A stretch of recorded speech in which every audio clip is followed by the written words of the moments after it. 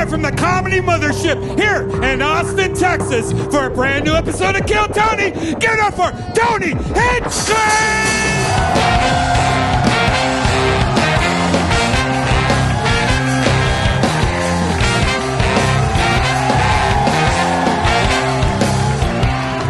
Who's ready for the best fucking night of their lives, huh?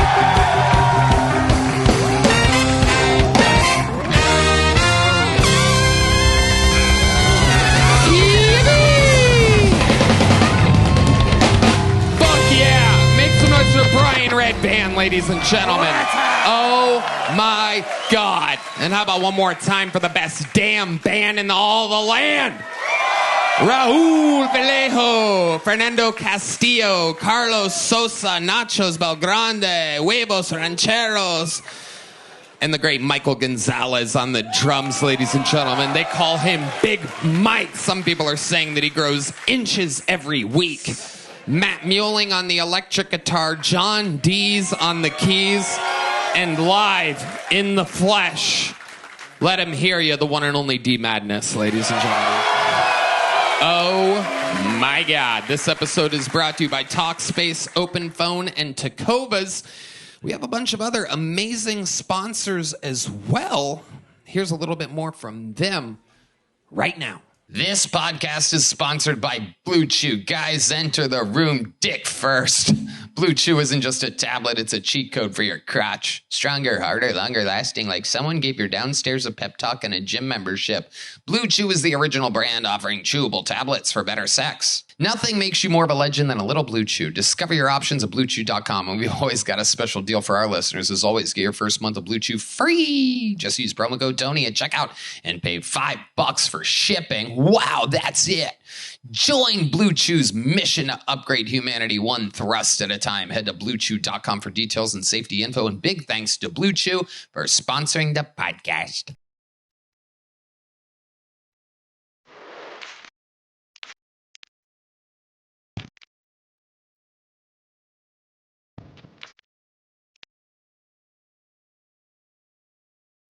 Are you guys really ready to start tonight's show? I'm telling you, it's about to go down every single week.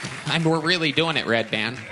Oh, I forgot to mention, this is the first episode that we've ever taped. 12 years and 2 months of doing this show nonstop, never missed a Monday release. This is the first time in our history, right now, and it might only last 1 week, in which we are actually the #1 podcast in the world. So, very exciting. A wild accomplishment.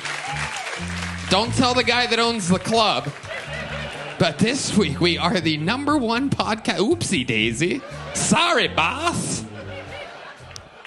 We're all best friends. It's all very exciting. Speaking of best friends, I booked 2 on tonight's show. An absolute legendary episode ahead of us. Ladies and gentlemen, 2 of the best to ever be on this show. You're here. You're lucky. Ladies and gentlemen, make some noise for our guests. The return of Duncan Trussell and Ian Fidance. Yeah. Ian Fidance. Duncan Trussell. Oh, yeah. It's going down. It is going down. We have fun every Monday. You guys have done this show before. Very exciting. Here we are, absolutely thriving in showbiz, unlike Stephen Colbert, who no longer is employed. Jimmy Kimmel is next. They will all fall in line and bend the knee to me, the new young king. And my guests are Ian Fidance and Duncan Trussell this week. Duncan was my first ever favorite comedian in the world live 18 years ago. I saw him for the first time at the Comedy Store. Special appearance at the end by the great, another Hall of Fame nominee guest, Lil Hobo. Yeah. Yeah. Thank you. Yeah, Little Hobo. How's he been? Not great, man. You know, he, after the last appearance here, you know, he's already addicted to drugs. But after the last appearance, he spiraled into heroin addiction. He spent some time on the streets. And, yeah, he was just in, like, a really horrible Waymo accident. Wow. Well, prayers up to the great Little Hobo. Thank you. A ventriloquist doll that has the soul of an aborted baby in his heart, right? You know, man, I just have to say this. Like, when somebody is in a deep, deep drug spiral, they say things like that. Yeah. And yeah, he did claim to have an aborted fetus in his heart. And Hail Satan. Ian Fidance also here. Hi, Ian. Welcome. Duncan Trussell is going to Australia, Columbus, and Orlando. DuncanTrussell.com. Ian Fidance on tour. IanFidance.com. And he's on social media at IANIMAL69. Good luck rewinding that and following him on Instagram. iAnimal 69. Yeah. He's going to Chicago, Oxnard, and what the fuck did I write? Irvine. That's what it says. Hi, Ian. Hi. Welcome back. Thanks. You guys have both been on the show multiple times. You know how it works. Over 300, I do believe, right around there, people signed up. Truly insane, the amount of humans that are in this bucket. It's absolutely crazy. Names are falling out. If I pull one of their names out, they get 60 seconds uninterrupted. You know their time is up and you're the sound of a kitten. That means they have to wrap it up, then or else they bring out the angry West Hollywood bear, which rudely interrupts their set. And then I conduct an interview with them. We find out everything about them. They go from being a comedian for a minute to a guest on a podcast, absolutely out of nowhere. Anything can happen. The whole thing's improvised. Are you guys ready to start tonight's show? I'm going to let one of these great Puerto Rican boys pull out the first name. Look at that. The brown hand of a man. Oh, that's a funny looking name. We'll see if that's a real human. And in the meanwhile, we are going to start the show with one of our esteemed golden ticket winners, ladies and gentlemen. We don't get to see a lot of this guy very often because it's not easy to write a new minute of comedy every week. He was very, very new and green when we found him.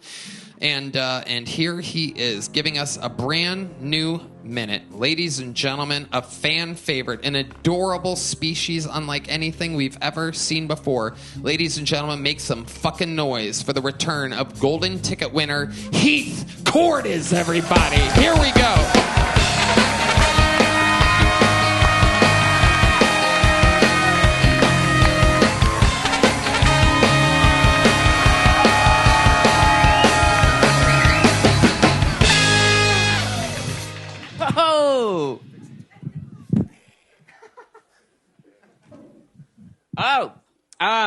I moved to Texas about 2 years ago, and before I moved here, I was living with my grandma, and I liked living with my grandma a whole lot, but I had to move out. It was time. I had to move out because me and grandma we would fight.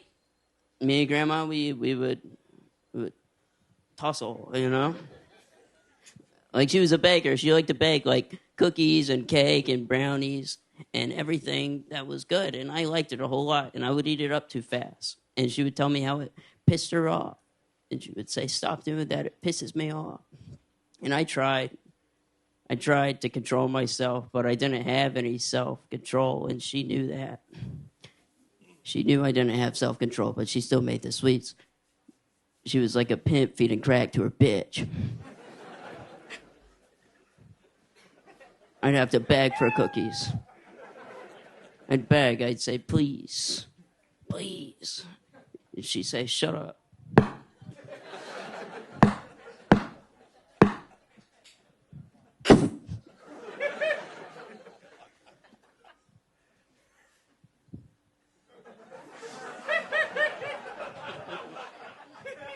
No, I didn't do that. I didn't. It's just a joke. She's a homophobe. I didn't suck her penis. She's a... All right, thank you. All right. Heath Cordes with a very interesting set. A lot to unpack there. Yeah. A lot to unpack. What do you think a homophobe is? No, my grandma, she was one of the first transgenders, She has a penis, but she's a homophobic grandmother with a penis. Heath, you're out of your fucking mind, little bit. Out of his mind? Yeah. That's exactly my favorite genre of porn. Yeah. Old grandma tussling. No. Homophobic grandma with a penis. Oh, yeah. I love that. Yeah, my grandma, she has a site. I'll give you her website. Great. It's a porn website for you to jerk off to. What? Dude, I already jerked off to your grandma. Under the table. I am hard as a rock, though. It's rare comedians can mix eroticism with such great jokes. What the fuck is real? Yeah, I don't know. I don't understand. I'm a little confused. Just to make sure your grandma doesn't have a dick, right? No, she doesn't have a dick. It's a joke. I'm sorry, Right. guys. Did you guys ever fight? No, we didn't fight too much. Did She's she a good bake lady. at all? Was anything real, Heath? No. Did you even like cookies? Well, I loved her cookies. I loved her cookies, Ian. I loved her cookies. That wasn't the thing. She did make me feel guilty for eating the cookies, and that's where the art came from. You know? Love it. I love it. Heath, let's talk about real life for a second. You're a little bit of a rock star around these parts, right? You work at the mothership like 5 nights a week at least, and you're always around. You're doing shows all around town. Everybody knows Heath Cordes, the little legend. Yeah, it's fun on 6th Street. It makes me feel pretty cool. Yeah, speaking of which, I was given a little bit of information that you might not know that I know. Oh, no. Yeah, I was shown video, I believe it was Saturday night, breaking news. I was shown a little video on Saturday night, and someone said to me, one of the managers here goes, "Ooh, you know about your boy?" Uh-oh. And I go, "No, and which boy?" And they go, "Little Heath." The boy. The boy. The true boy. The one true youngling. And they showed me video of them carrying you and throwing you in the backseat of an Uber. Because what happened there, Heath? Tell us exactly what went down. I got pretty drunk. And I thought I went home. I remembered the Waymo trip, and I thought that I went directly home. But apparently I went to Mitzi's in between. And I got carried out of Mitzi's by a security guy. And I pissed myself in the Waymo. Wow. Wow. That's way more than we needed to know. Wow. How do you know that you pissed yourself in the Waymo? Because my pants were very wet the next morning. The next morning they were still wet. Look They at were you. very wet, yeah. You naughty little boy. Wow. What exactly do you... How much do you have to drink to get that drunk? What is that, a full can of beer or something? What puts you in that type of place? No, I'm getting good. I'm getting good at it. It was at least 8 or 9 drinks that night. Yeah. Oh, my God. Heath. Yeah. What's going on with you, buddy? Do you feel okay? You're just having fun. You're 2 now? I've never felt better, Tony. Oh, wow. Look at you, you fucking little party machine. How old are you? I'm 23. I just had my birthday. 23. You don't look a day over 11. It's incredible. And you've been drinking a lot like that, or was that a special thing? It happens a little too much. Mm-hmm. Yeah. What do you think about that? What are we thinking? You think you might have a little problem? Might have a little problem. A little problem for a little guy. That's adorable. Come on! That's adorable. Who needs grandma's cookies when you can have a glass of straight whiskey? Amen. He's not going to go through the 12 steps. He'll go through the 12 stools. Are you drunk right now, Heath? I'm a little buzzed. What have you been drinking? What is going on over here? Someone put a little White Claw in your baba? Yeah, Someone put a little dip your pacifier in some whiskey? they did. Yeah. And now, if they did whiskey, I'd throw up. I can't do whiskey. Of course. Yeah, Doesn't seem like I just do Jello shots. Okay, no, seriously. What do you really drink? Like that night that you pissed yourself in a Waymo, what did you really drink? Yeah, like lemon drops and gay shit. Like when Jello shots. Really? I don't think I'm gay, but like I drink gay. That's okay. That's okay. Nothing wrong with that. Wow. Amazing, Heath. Well, I mean, I love it, you know. Me and all my friends, we all grew up at the Comedy Store. You know, it was our college experience, and it's fun to get to watch you go through. Look at you hitting a vape pen up here like you can't, like I'm not about to send you off. He's just got to show off. Just, oh, yeah, I'm a real boy.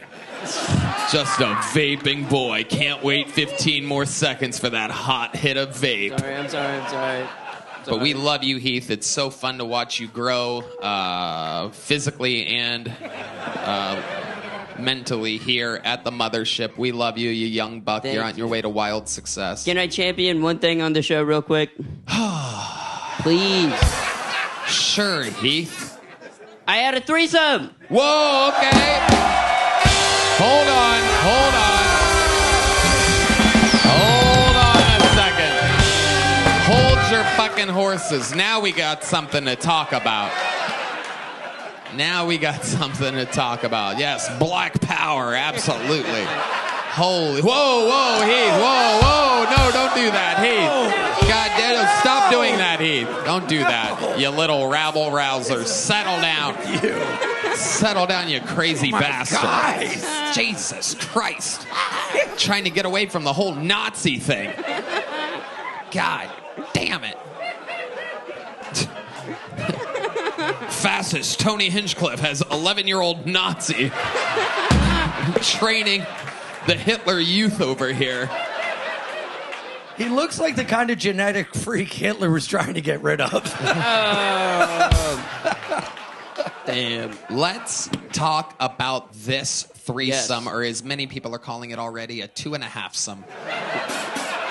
What happened? How did it go down? Let's talk about it, Heath. It was a very hot lady who had an OnlyFans account. And I made out with her like a year ago. And I wasn't supposed to do that because I was dating somebody at the time. Whoa. And so like ever since, she's been like totally hot for me, you know? And it didn't work. I was going to put on a mustache, but it didn't work. You can have mine. You could pick it up. Pick it up, Heath. You have another shot at this. I don't know what you're doing, but... Okay. Did the adhesive stay on the other side of it? Okay, let's skip the mustache. Yeah, Let's get back to the it didn't work. threesome. Wow. Why, can you just real quick, just for my own super confusion, why were you going to put on a mustache there? It was supposed to be like a metaphor about how I'm a man now. Oh, you know? okay. Well, God has his own very funny sense of humor. God's like, no way, bitch. Okay.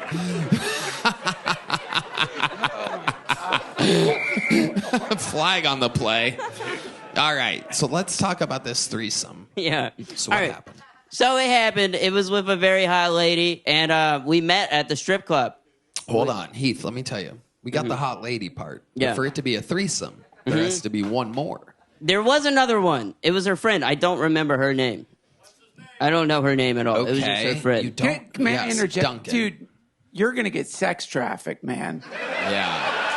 I'm Absolutely. serious. You can't fuck around, dude. There's no one Yeah. easier to traffic than somebody you can fit in your glove compartment. You got to be careful. I know. I got to be more careful. Thank you, Duncan. His threesome was just him and a baby Bjorn while two people fucked.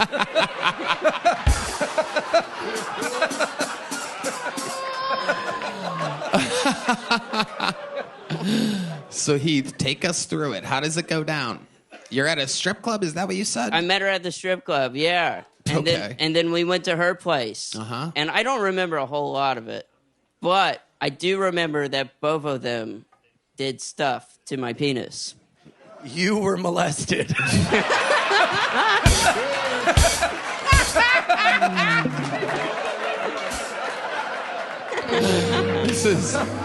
This is what a show this is, right? 1 second he's doing Nazi salutes, the next he's admitting to being molested. All to start the show. So you just that's what you remember? That's what I remember, Tony. Do you remember anything else? Were your pants wet the next morning? Yeah, they were a little wet. Yeah, they were a little wet. Did they film it? You said it was OnlyFans. Girl. I sure hope they didn't film it. But Oh my God. It's her OnlyFans. Nope. Nope. Any other details about it that you remember? No, Did they I just message remember you feeling shame the next day. You felt shame? Yeah, I felt Imagine shame. how they felt. They're like, what the fuck did we do last night? They felt nothing. Just rare stripper guilt. The rare SG. All right, the show has begun under the unbelievable control of Heath Cordes, ladies and gentlemen. Great job. And now we go to the bucket. You guys know this is the part where things can get a little bit wacky because we're meeting people. Anything can happen. A lot of these people's hearts are beating out of their fucking chest because minutes before they have no idea that they're going up. And all of a sudden now they're on the biggest comedy show in the world. This looks like a fake name, but I'm going to read it anyway. We're going to see what happens here. Ladies and gentlemen, your first bucket pull of the name goes by Tony Pepperoni. Oh my God, it's Tony Pepperoni.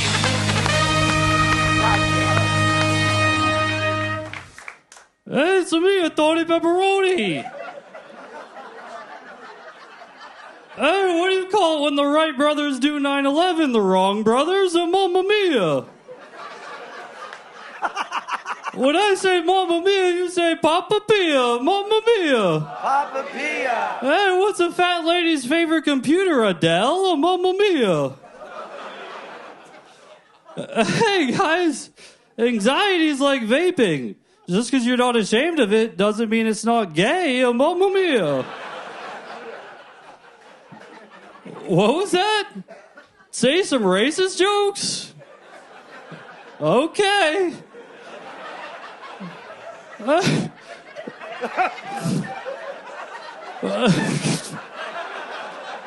what do you call a Chinese guy with a lot of money? Cha-ching? Mamma mia.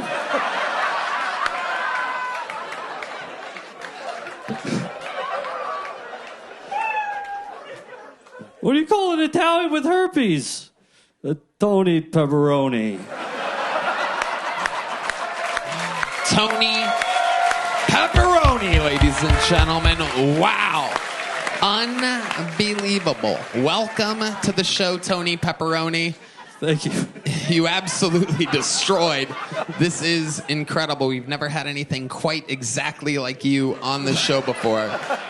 While your name is Tony Pepperoni, you are also wearing a shirt covered in pepperonis. You took the approach that Heath should have taken to a fake mustache. Just gone straight duct tape. None of this fucking just regular padding bullshit over here.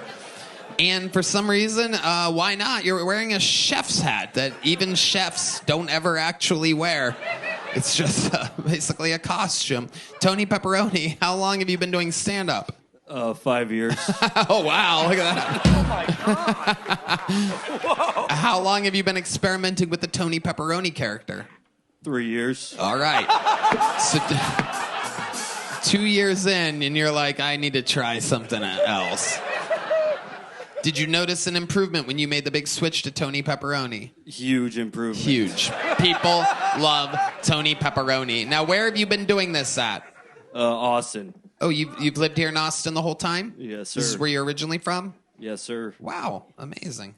Amazing. Tony, Mr. Pepperoni, if I may, what do you do for work exactly?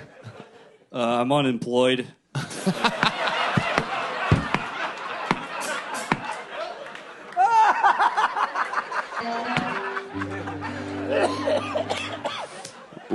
What was the last job that you had? I worked in tech. I was a tech bro. Okay. Up until when? How long have you been unemployed for? 8 months. 8 months? Holy shit. I mean, what's your plan, Tony Pepperoni? I got to sell some T-shirts. If anybody wants to go on my Instagram, I'm selling T-shirts. Are they Tony Pepperoni T-shirts? Yeah. Well, you're about to sell out. What's your Instagram? Tony Pepperoni Comedy. Wow, Tony Pepperoni Comedy, ladies and gentlemen. Support Tony Pepperoni. We love Tonys, and we love pepperonis. Incredible. How many T-shirts have you sold up to this date?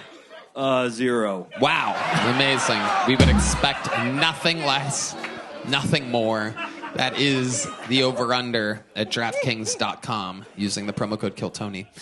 So let's talk about it, Tony. What do you do for fun? Sometimes I make rap beats. Like on a computer at home? Yeah, on a computer at home. You don't do it with your mouth or anything? Well, sometimes I rap.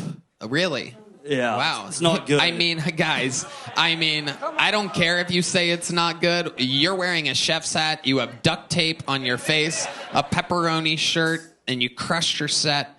Michael, give us a little light beat. Tell him the beat that you want, Tony Pepperoni. A slow beat.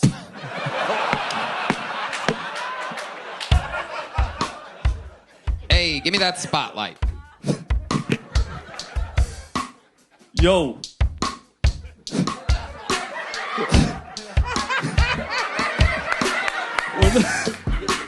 Put your hands in the air. Put your hands in the air. When I say Mamma Mia, you say a Papa Pia. Mamma Mia. Mamma Mia. Yo, see ya. I wouldn't want to be ya, 'cause you ain't the one that's wearing pizza. That's me, Tony P. P-E-double-P-R-O-N-Y. Ain't no phony, ain't no baloney. It's cheese and pepperoni. Check my Insta, buy a shirt and get to know me. Wow. I'm getting reports in my ear that is one of the most prolific raps in the history of the show. Some people are saying, they're also saying that you just said pepperoni 5 times. It's absolutely incredible. Wow. What's your real name? Anthony.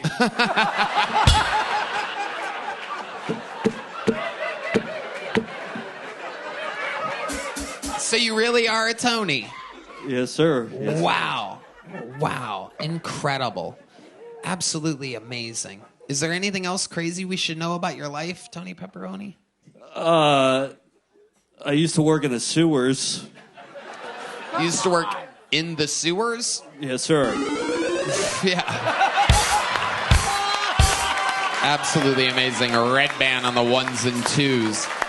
No better time for a Italian stereotype than Tony Pepperoni telling us that he worked in the sewers. What exactly did you do in the sewers? Mostly I crawled in the sewers and I got all the big rocks out of the way. Wow. Okay. Amazing. Wow. That is incredible. Was there anything else that you did other than move big rocks out of the way in a sewer? Did you have any other responsibilities at all? I've never heard of an actual Italian doing anything like this in the past 150 years. Yeah. So we had to inspect the sewer pipes with a camera. So I would lower the camera in and then pull it back out. Wow. Very good. Very good. Pulling out is exactly what you should be doing, Tony Pepperoni. But I'm going to tell you what, I loved your minute. I loved the interview. I loved everything about it. It's completely insane, but I like it. Tony Pepperoni, ladies and gentlemen, has started the show, started the bucket, and we have pure momentum going into bucket pool number 2. Absolutely incredible. One more time for Tony Pepperoni, everyone. Oh, my God.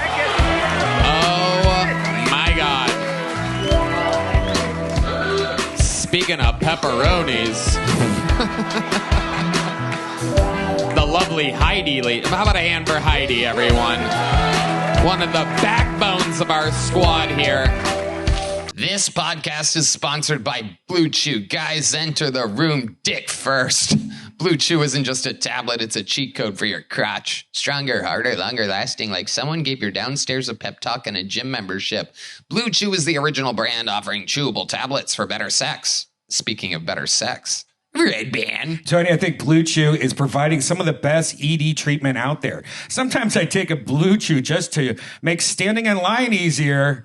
It gives me something to lean on. Yeah. Let's face it, Tony. This ain't a supplement. It's an erection resurrection. We're really doing it, Red Band. And guys, this isn't just about performance. This is about legacy or third legacy. Give our group chat something to talk about. You know, when you lay it down and they're talking about how it gets up.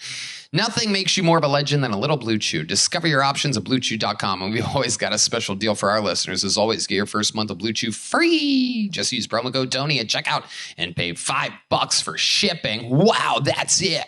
Join Blue Chew's mission to upgrade humanity one thrust at a time. Head to BlueChew.com for details and safety info. And big thanks to Blue Chew for sponsoring the podcast. Guys, this podcast is sponsored by ZipRecruiter. You know, it can be overwhelming to have too many options.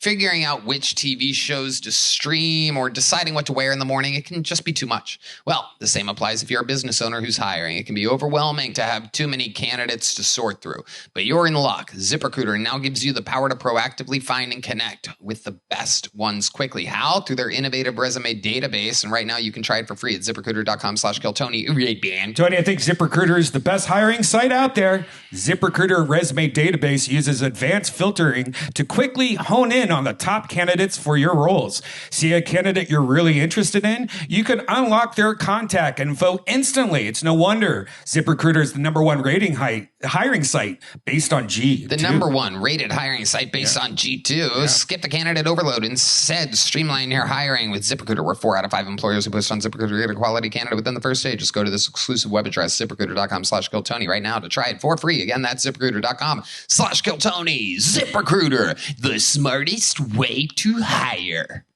All right, we're having fun. Ladies and gentlemen, your next bucket pool goes by the name of Ian Simon, everyone. Ian Simon. Make some noise for Ian, everybody. How the fuck is everybody doing? This is a great evening. Glad to fucking be here, guys. Fucking band, amazing. All right, so let's start off. I'm a fucking Jew, all right? I'm a German Jew, to be exact, so it's very confusing for me a lot. Sometimes I'm like, oy vey. The other times I'm like, see Kyle. It's very, hey, I could fucking say it, guys. Anyway, here's one for you. What do you get when you cross a Jewish guy? Nothing? Christianity. Bring it back. Okay, so we have any animal lovers out here? Everybody loves animals. You got a fucking dog. Come on, you got a dog. Yeah, see, dogs, cat. You're good. So I got a black cat, black rescue cat. I named her Toothless from How to Train a Dragon. And let's just say she had teeth when I found her. I really love me some black pussy. Speaking of fried chicken, if this doesn't work out well, I'm going to open up a food truck. Because every time you want Chick-fil-A, it's closed on a fucking Sunday, dude. Bullshit. Ian Simon. Side chicks. Whoa. Okay. Gonna name it Ian. Stick with me We're over here. open when That's it. she's not. That's it, buddy. That's it. Your part's done. Sorry. Hi, Ian. You've seen the show before, right? Not till the end. Not till the I end. always turn it off before the end. Okay, but you know. To see the bad guy die. Okay, Ian. Stick. Monster movies. Oh, Ian. Oh, ADHD's a hell of a drug, Tony. Okay, well, it doesn't work very well on this show. You're in the interview part now, Ian. I need my crutch before I forget. Harlan Williams gave me a crutch, a silver crutch. I'm sorry, I should be doing this, right? Are you supposed to be talking? You are correct. Wow. Somehow your instincts took over there. Look at that. Amazing. Thank you. Ian, so you've been on the show once before, right? Yes, sir. And Harlan was the guest. What did we learn about you that night? That I'm damaged goods, pretty much. But, in a good way. What way? Can you explain? Can you remind us what we learned exactly? I probably shouldn't be out in public. Why? I wish it was something cool like Tourette's or something like that. It's not. I'm just borderline retarded. Okay. Like, not special needs, but the other retard. The one that used to, before they switched it up and everything went sideways. You know, when you could just be like, that's retarded. That motherfucker's a fag. You know? Can you please change your name to not Ian?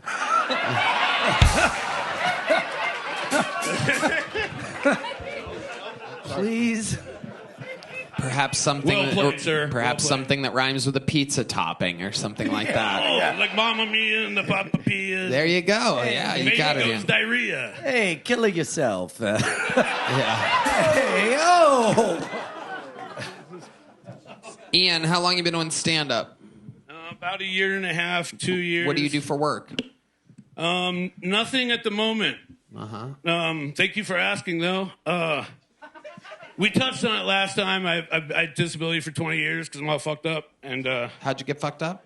It's been a run of interesting. Series Can you just name some of the things?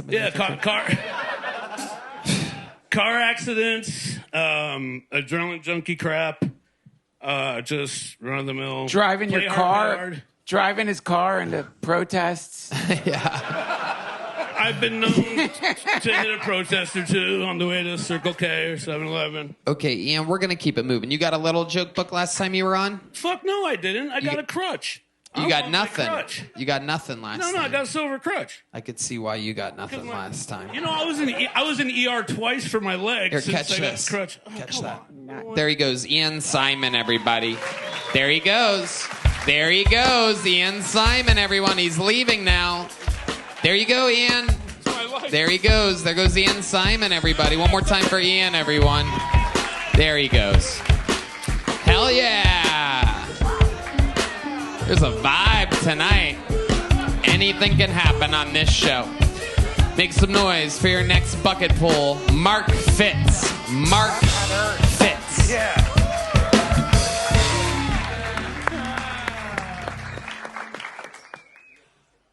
You know how transvestites do that thing where they tuck their dick and balls between their legs, make it look like they might have a pussy?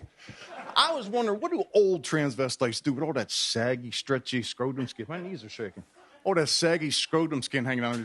Someone told me they stuff it up their ass, what I heard. But I thought I was high, and I thought, what the fuck would they do if they farted with that giant skin bag inside there? It'd blow a giant fucking balloon out their ass. Then I thought, man, what if they ate like a fuckload of beans and just put some E. coli into it? Man, they could work up a massive fucking fart. He could unwedge his fucking G-string and take flight like a fucking hot air balloon, man. My legs are shaking, man. He could go on to be the next giant hairy scrotum float in the next gay pride parade, man. That's something for an old tranny to put on his bucket list, ain't it? Short tag, quick and funny. Parade floats bust open sometimes. If that scrotum float was the bust open, that would rain down cum all over those like manna from the heavens of the great gods. Gay gods. Thank you, that's my time. Okay, Mark Fitz. Welcome to the show, Mark. This is your first time on, correct? Yeah. I would remember if you've been on before, and I loved seeing new faces up here. And we like your style, Mark. What'd I do? You got the boys laughing. You got everybody laughing. You did what we are so relieved after the last comedian. Believe it or not. Basically, you're like after Ian Simon, you're basically Richard fucking Pryor right now. We would have laughed at anything, and you did. I don't do the blackface good stuff, enough. so. No, don't worry about it. Don't ruin it now, Mark. Just play it cool. Wait until I ask you a question, Mark. Play it cool, Mark. You're doing good. Duncan Trussell. I wasn't laughing at your jokes. Thanks. Same. I was laughing because like the only funny part of that to me was when you kept saying my legs are shaking. Yeah, when I did the scrotum thing, I looked down, and my knees were okay then, but I went like this, and my knees were like, ugh. See, that's real. Yeah. Everything else is bull. I can't imagine that at some point you're like, I wonder what happens if an old transvestite.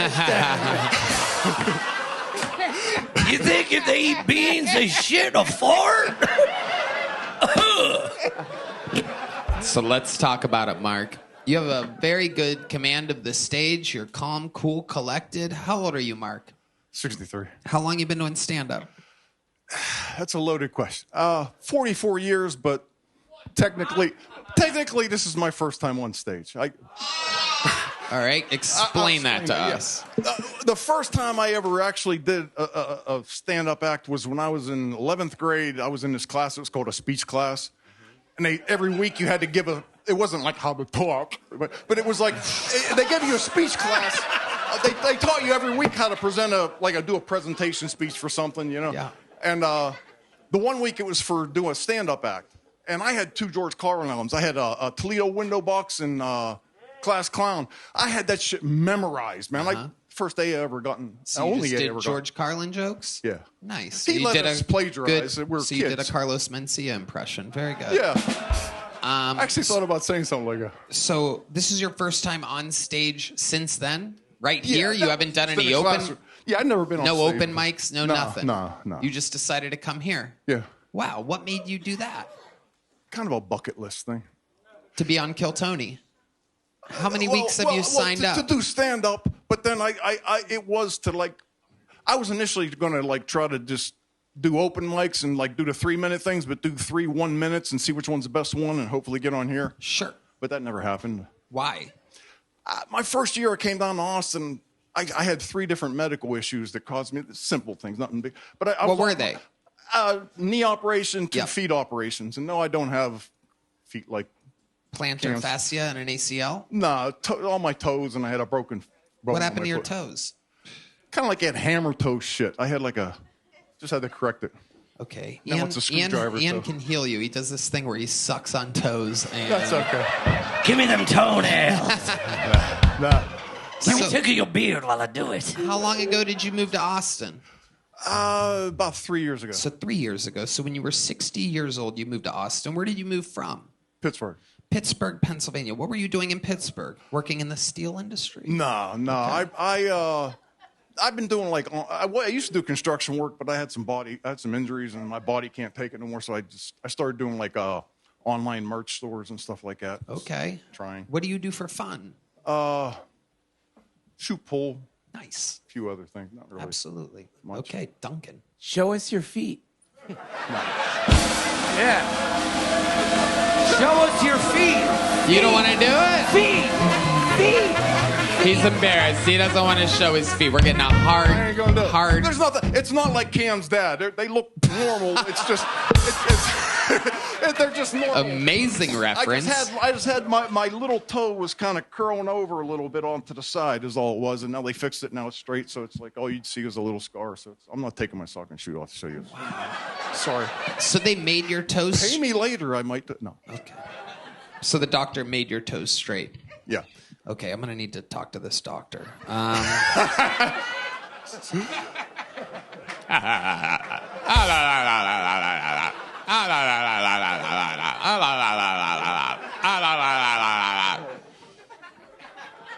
Anyway, do you have any kids? No, not that I know of. So you you have a wife ever? Nah. Never married? Nah. You gay? Come on. No. Quit Okay. wishing. No. Christ, No, all right, no, homophobe. What are you? What are you? Heath's grandmother? Okay. That actually makes sense because Heath's grandmother, homophobe, and had a penis, could be him. Oh well, him. It was a reference from I was earlier. listening to that. Yeah. So, but you've had girlfriends, Of course, yeah. of course. What's the longest relationship you ever had? A few months. Few months. That's it. Well, how do these things end so fast with you? You're a handsome man. You look like you could be a former pro wrestler or something. I used to be really big, but no. I was real wild as a kid. Tell us about that. What do you Yeah, mean I you were kind of real figured wild? you would. Yeah. Like other people, I don't understand why people don't come prepared, of course, with jokes, but also to talk about something. You're literally have an opportunity to do what you're criticizing right now. But You are in the moment being like, you know what's crazy is when people don't answer questions honestly. Go right ahead. But I was a real bad, wild kid. I started stealing when I was 7. That went all off into my young adult life. I spent a bunch of time in and out of jail and prisons. What's the longest you ever spent in prison? I did 17 years altogether, but 7 of it was busted up into a bunch of little. So wow. And I did 10 years straight in a maximum security prison. Oh my God. So what did you do to get the 10-year sentence? Robbery and a handful of other unrelated. What did you rob unrelated- exactly? Us of our time?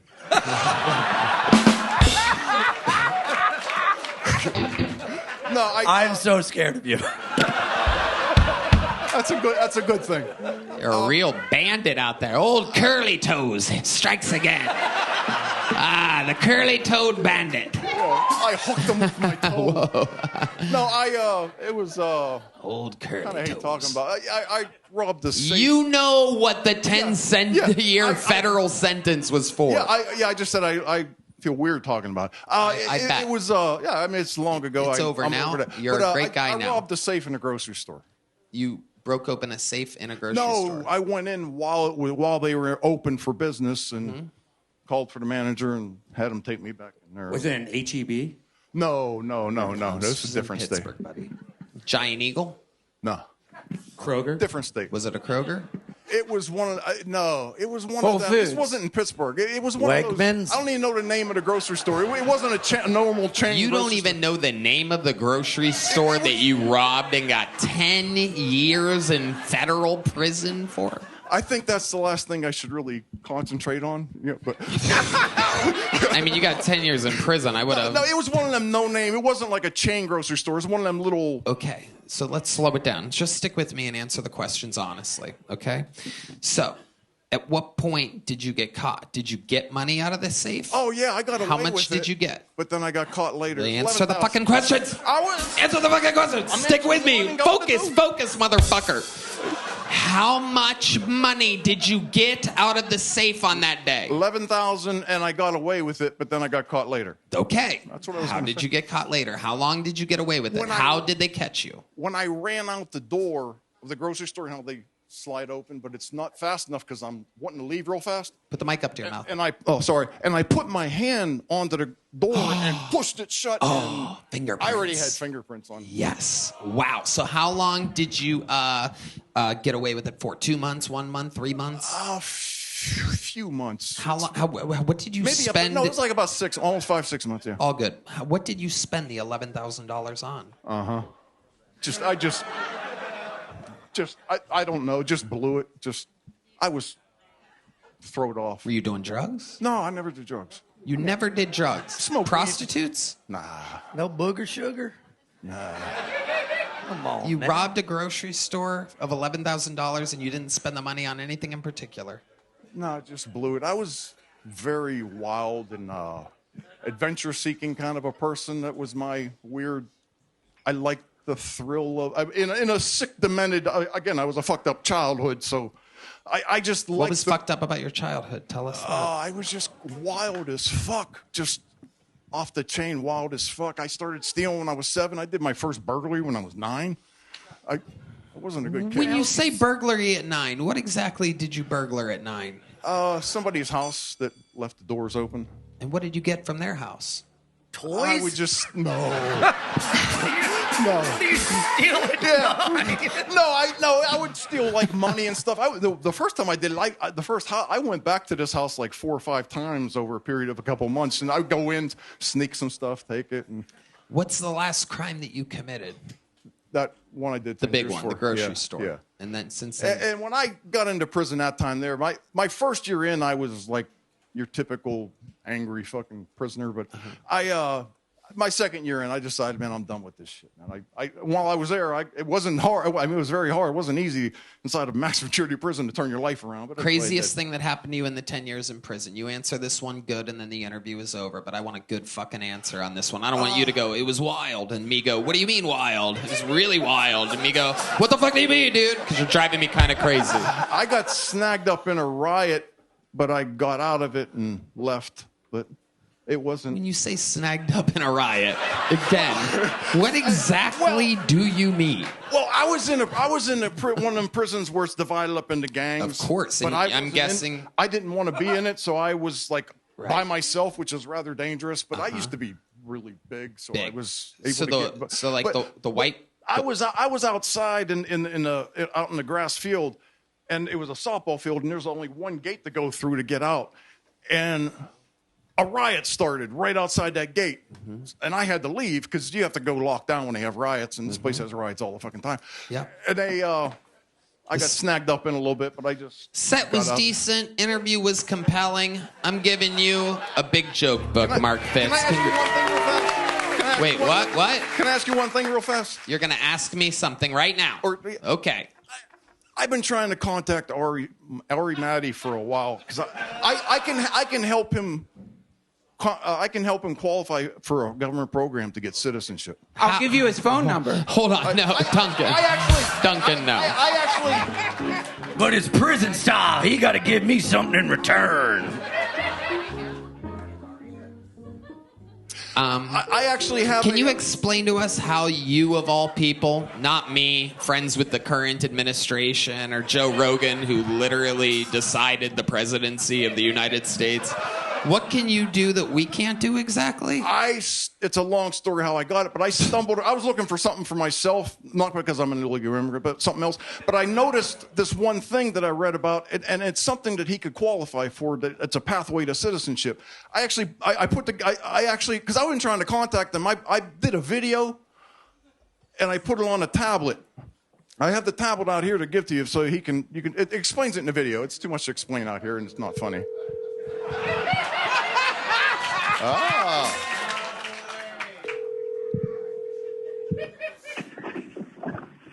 Hello. Ari, you're on the show. Jesus Christ. I know I told you that you have the night off, but there's a guy up here, very scary guy. He's been in prison numerous times. He's 63 years old. The last time he was on stage was 44 years ago. It takes him forever to answer questions. He's spent 10 years in federal prison after robbing a grocery store in Pittsburgh, Pennsylvania for $11,000. He got away with it for 6 months, but he left his fingerprints on the door on his way out. And he was part of a riot once. Long story short, at the very end, after I told him I'm going to give him a big joke book, he said, "There's one more thing. Can I ask you a question? I can help Ari Maddie get citizenship." How far away are you from the club exactly? I am just getting out of the steam room, so...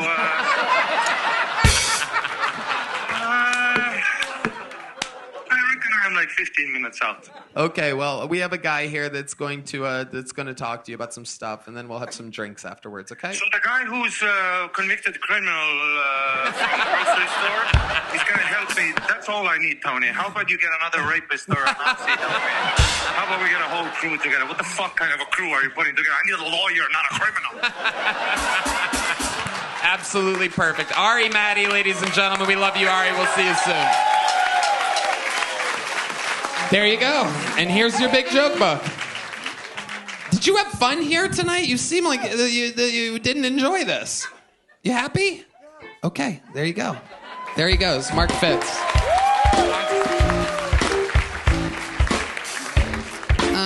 Let's get one more bucket pull out here. Hello there. This podcast is sponsored by Shopify. When we were young, we used to dream of being anything. An astronaut, the president, a princess. That's me. Instead of dreaming of going to space or owning your own castle, maybe you start dreaming of owning your own business. You'll need a website, a payment system, a logo, and a way to advertise to new customers. It can all be overwhelming and confusing, but thankfully, that is where Shopify comes in. Shopify is the commerce platform behind millions of businesses around the world and 10% of all e-commerce in the U.S., from household names like Mattel and Gymshark to brands just getting started. Right, Ben? Tony, I love Shopify. You can accelerate your content creation. Shopify is packed with helpful AI tools. Get the word out like you have a marketing team behind you. Easily create email and social media campaigns wherever your customers are scrolling or strolling. Scrolling, strolling, bowling, moling. And best yet, Shopify is your commerce expert with world-class expertise in everything from managing inventory to international shipping to processing returns and beyond. If you're ready to sell, you're ready for Shopify. So turn your big business idea into ching with Shopify on your side. Sign up for your $1 per month trial and start selling today at shopify.com/KillTony. Go to shopify.com/KillTony. Shopify.com/KillTony. Shopify.com/KillTony. Shopify.com/KillTony. This podcast is sponsored by TalkSpace. Therapy can be costly, but TalkSpace is affordable and in-network with most insurance providers. TalkSpace, the leading virtual therapy provider, makes getting the help you need easy, accessible, and affordable. Red Band. I think TalkSpace is providing some of the best mental health treatment out there. Tony, TalkSpace therapy and psychiatry are covered by many insurance plans and employers, including TRICARE and for active duty and veterans and their dependents. Most insured members have a zero copay. That is incredible, Red Band. You can easily sign up online and get paired with a licensed provider that's the right fit for your needs, typically within 48 hours. You can also switch providers at no extra cost. Talkspace makes getting help convenient because you can take your appointments from the comfort and privacy of your own home. You can even talk it out between sessions by sending messages to your therapist as a listener of this podcast. You'll get $80 off your first month when you go to Talkspace.com/Tony and enter promo code SPACE80 for Talkspace. That's SPACE80 to match with a licensed therapist today. Go to Talkspace.com/Tony and enter promo code SPACE80.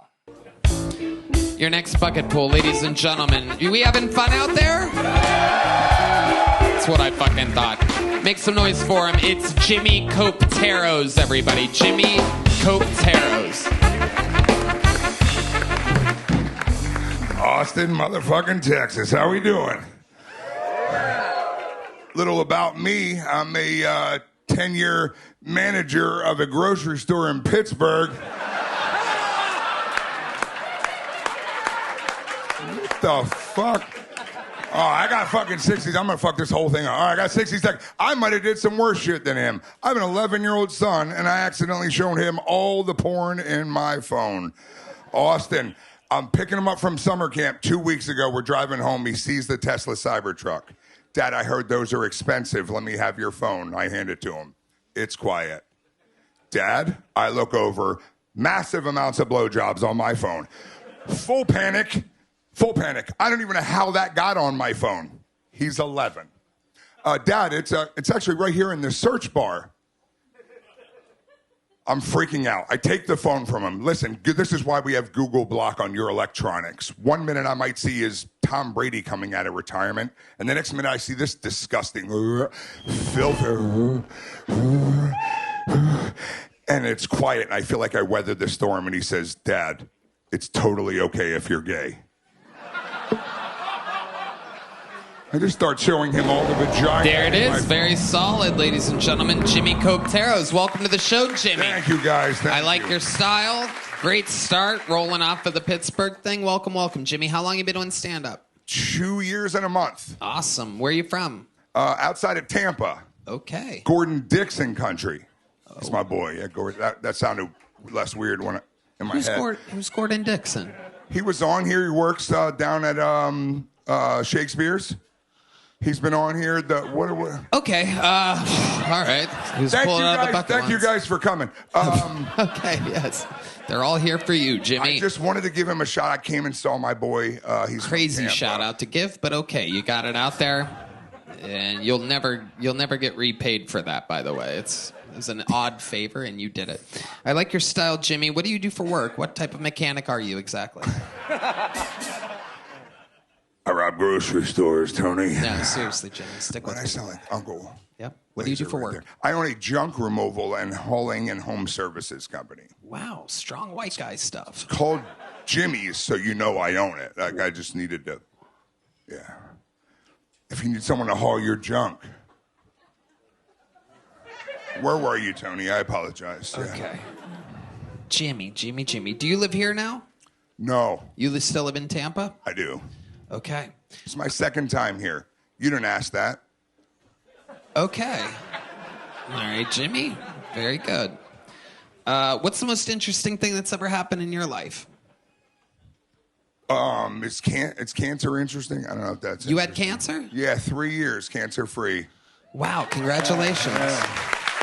It was of the lymph nodes? It was the lymph nodes. The lymph nodes? Yeah. Did you get, okay. Yeah. Yeah. And were you a heavy smoker? You guys have tissues here or no? Okay. Jesus. I'm a light smoker. I'm a light smoker. Are you still smoke? I smoke. Do you have one or? No, I smoke. Jolo and I drink. And so all that tonight. And all that added up. How old were you when you got diagnosed with cancer? 44. Okay. And you had partied hard from your whole life up until that point? No, I've never been a partier. What was your symptoms? So I was picking a friend up from the airport. Mm-hmm. I lean over to tie my shoes, and I start salivating. So I go over to the sink, and it's just blood. Oh, Jesus. It's the hot part of the show. So then I call 911. I go to the, it was just a burst abscess. And they go, which every doctor has told me, your tonsils are massive. Have you ever been told you should remove them? And I go, yeah. And they go, we think it's time. So I had my tonsils removed, like a miracle. They remove my tonsils and they find the smallest. Now, what they'll tell you about cancer is they're looking for like a cluster of grapes. They found like a grape. So I had like a 99% cure rate. I knew I was going to be okay, but still had to throw the kitchen sink at it. So 35 rounds of radiation, 7 rounds of chemo, 56 pounds lost, feeding tube, all the stuff. Yeah. I mean, I could make that funnier. I could polish that pig up if you want. I'm just saying I do have a joke, but I don't want to. Can I say it? I think we all have cancer now, Jimmy. It's oral. Oral. Got it. All right. Well, you really have kids? Yeah. No, How many do you have? A kid. Just one? Yeah.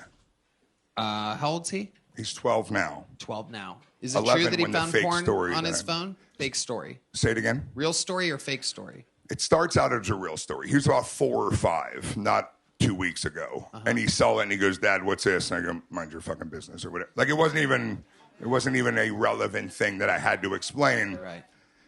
But I felt like it would be a good bit. All right, yeah. Feelings aren't facts.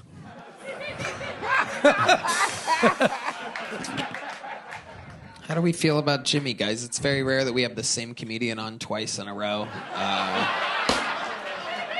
It's a very exciting... My picture was on the wall in that fucking grocery store. By the way, it was called Pathmark. You don't remember the name of it. I fucking remember it. I'll never forget that day.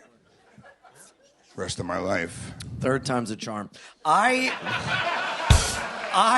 like you, Jimmy. You oscillate between like funny and then like trying too hard, but I think you're naturally funny. Like some of the stuff, like some of your mannerisms and like little lines were I thought were like very funny, but then it's like I don't know, like you try to be fun. I would suggest like just be natural and like you have a very compelling, funny story to tell. I think stick to that and just be yourself more, and I think you'd be great. I thought it was.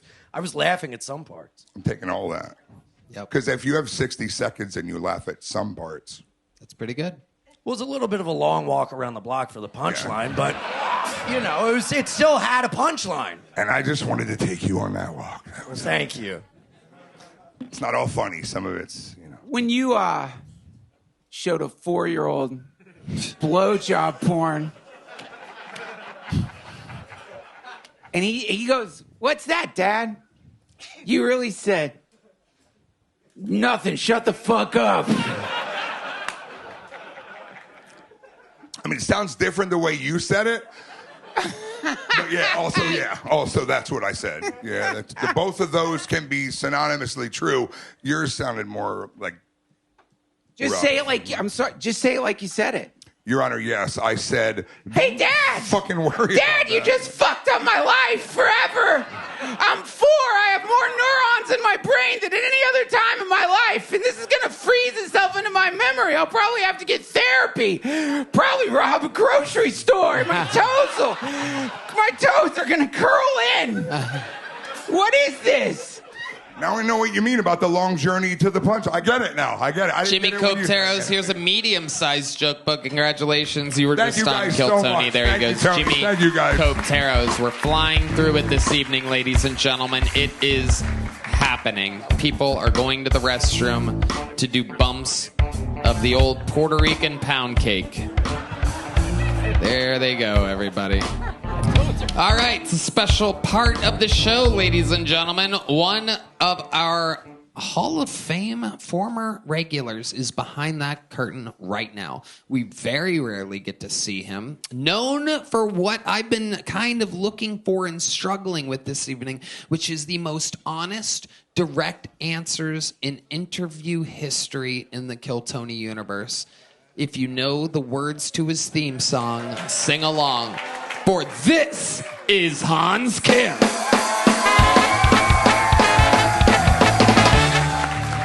Hey. I like how Texans will make fun of liberal cities, but when they jerk off, they set their VPN to California.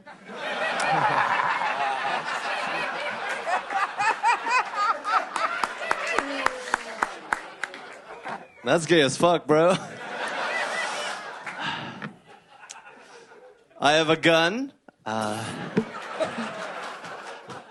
Not on me. Somewhere in the room. Over there. I don't even leave my door unlocked anymore because I want to use it. Like, oh, is that my best friend I invited an hour ago or the greatest moment of my life?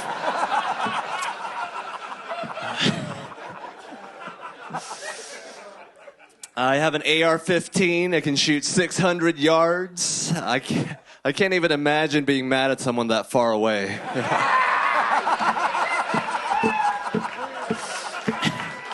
Hey, you better stop doing that in 500 yards. All right, that's my time. Thank you so much. Showing the difference between golden ticket winners, bucket pools, and true full-time regulars of the show. Former weekly regular Hans Kim is back, ladies and gentlemen. Hello, my sweet, sweet Hansi. Hello, Tony. Thank you for having me. Sorry about this weekend. I totally fucked up. Oh, that's right. You guys want to hear a fucking behind-the-scenes awesome showbiz story and how absolutely insanely autistic and retarded Hans Kim is, everyone? Let me ask you this before I tell them the story. You don't have to say the number. Don't say the number. But was that the highest paying one-time 15-minute long gig you've ever missed? Yes. Without a doubt, right? Without a doubt. So for 15 minutes, let me just tell you, it was a lot of money. We will not say the number, but just know, a fucking lot of money, especially for 15 minutes of work. It was scheduled to be in Edmonton, Canada. We all did it. I made it. Ari Maddie made it. David Lucas made it. William Montgomery made it. We had to have a layover in Denver because what they don't tell you about Austin is that it doesn't fucking have direct flights everywhere like LA did. That sucks. Anyway. And in Denver, Hans Kim, after we ate breakfast, he realized right then, boarding the plane to Edmonton, Canada, that he forgot his passport, ladies and gentlemen. Oh my God. Oh my God. And if you're wondering how much money, definitely at least half your salary. Half of your annual salary. Is as much as a teacher makes in a year. Yes. For 15 minutes of work, the only thing that he needed to bring was his passport. Not even a change of underwear would be necessary. We would all have been home 24 hours later. And we were, me, Ari, William, David, richer than ever. And then there was Hans, who had to tell me what, I don't even know. I couldn't even talk to you afterwards because it was so stupidly frustrating. Oh, yeah. So what happened? You had to get a flight from Austin? Well, from Denver to Austin? I was going to do that, but then I was like, I have a weekend in Appleton that I canceled for that show. So I was like, let me just go to Appleton.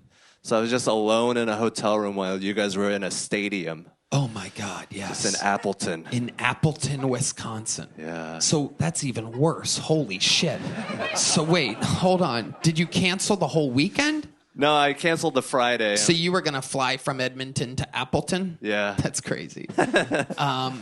So that night, can you tell us what was going through your head? What type of guilt and... I was like, stupid. See,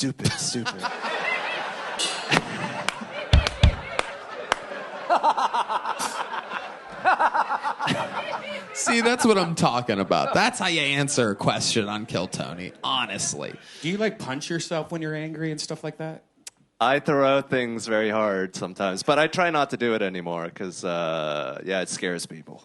That's true. That is true. So, Hans, what else is going on in life? The shows in Appleton were great. There was a... Yeah. And you had to do, 2-hour-long sets? 2 Saturday, 1 Sunday to make up for the Friday. So I was just 4 days away from home, just without the teacher salary. Yeah. And there was a pregnant lady in the show, and she had a seizure during my set. Wow, a pregnant lady had a seizure during your set in Appleton, Wisconsin. Yeah, she was fine. She couldn't handle her liquor. No, I'm just kidding. That's the joke the husband made. Okay. Giving credit where it's due. But yeah, I was like, name the kid after me, you know. But yeah, she was seizing up. I guess that's something that women do when they're pregnant. No, it isn't. I don't know. Maybe she was a liberal. Was it at a specific joke? Was there something that what it was? Yeah, it was like, the Chinese. A lot of people were racist to the Chinese during the pandemic, which, as a Korean, I say, let them have it. Yeah, they're the ones that decided to eat bats and pangolins. I was just eating dogs like a good Asian. That's right. Hans still got it. Wow. Everything else is good, Hans? What else is going on? I have a bulletproof vest now. What the fuck is going on with you, Hans? He's the Virginia Tech shooter 2.0. I mean, it's a force multiplier. I have a battle belt. What do you mean? Wait, what? What's a fort? What do you mean? Like, if you have a bulletproof vest, it multiplies how much force you can inflict on your enemies. What? What do you mean? Like, if you buy another gun, it's not like you're going to dual wield 2 AR-15s, so it makes more sense to buy, like, gear that'll help you in a gun battle. So. This has gone from an interview to evidence. Yeah. It is kind of wild. What are you going to do with all of this stuff, Hans? Do you ever have thoughts about it? Yeah, I think about shit hits the fan, SHTF a lot. Wait, what? SHTF. I've been watching a lot of YouTube about this. Nobody knows what that is. You're a prepper. You're becoming a prepper. Thank you. He bought me a long-range walkie-talkie recently. I don't know if if that means I'm safe. Oh, a walkie-talkie. Oh, a red band. I get you a gift. Oh, do you want the walkie-talkie? The shit hit the fan. Meet me at 2:30. I'm sorry. Oh, I put the walk in walkie-talkie. What is your plan with the walkie-talkie situation? You looking for some long-form friendship out here? Yeah, when we're out in the woods, doing an end. You go out in the woods sometimes here in downtown Austin? The old famous Austin Woodlands? What the fuck are you talking about? When the zombies come, when we're like traveling, and you just be like, "Hey, Red Band, do you have any more bacon or something?" Red Band's like, that's literally all I have is bacon. Fast sons of bacon. Have you guys communicated with these walkie-talkies? A little. Yeah. A little walkie-talkie. Wow, what are you guys talking about? Hey, we don't. I mean, we were in the same room when we did it. So. Wow, truth comes out. This is what I'm talking about. A good, honest interview. It's so much easier than people think.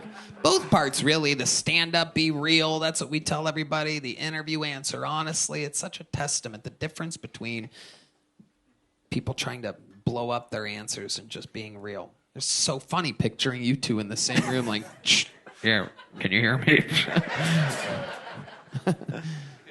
What did you guys talkie about?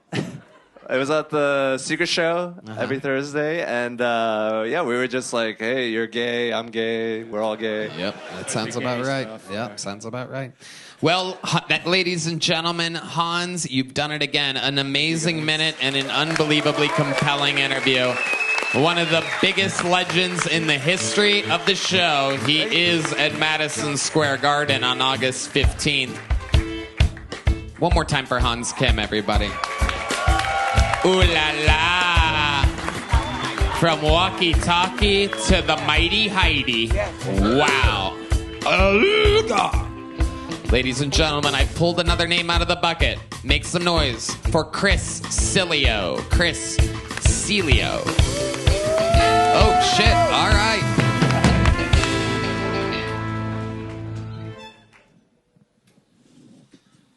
Fuck, I hope this is real.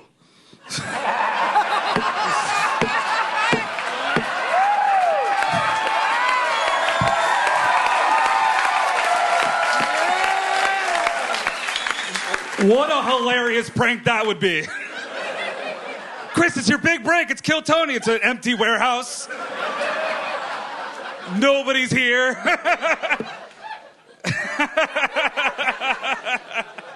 Oh shit. All I did before I went blind was jerk off and play video games. And then God was like, that's enough.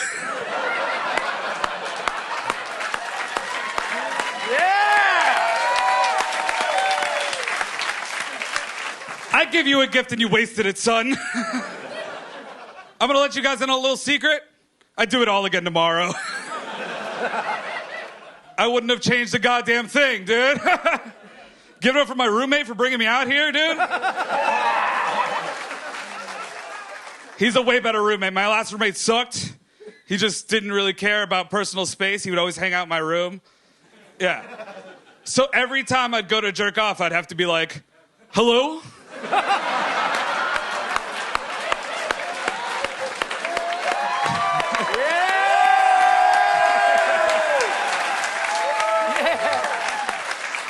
Is anyone there? Which, by the way, if you ever hear me say, hello, is anyone there? You have about 30 seconds before I start jerking off, all right?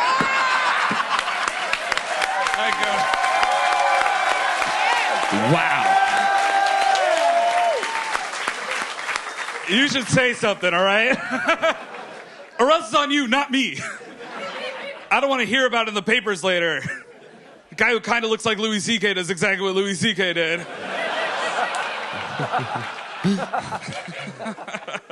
Chris Celio. Can I cut you off? I'm the other way, buddy. I'm over here.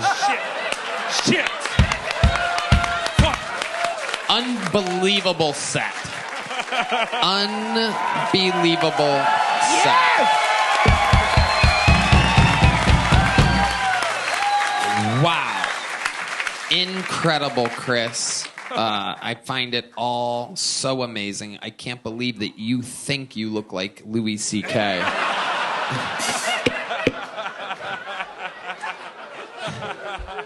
More like Louis can't C.K.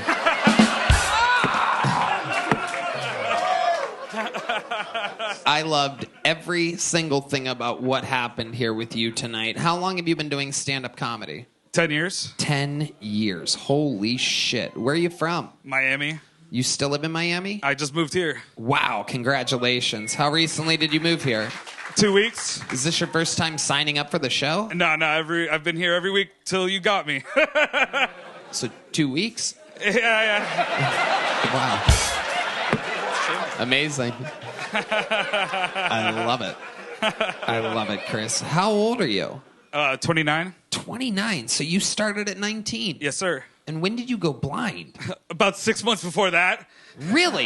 You went blind at 19? I was 18, yeah. And so what exactly happened? I had a fuckload of retinal detachments, which is something that usually UFC fighters get. Yeah. But to me, it was a small Chinese boy.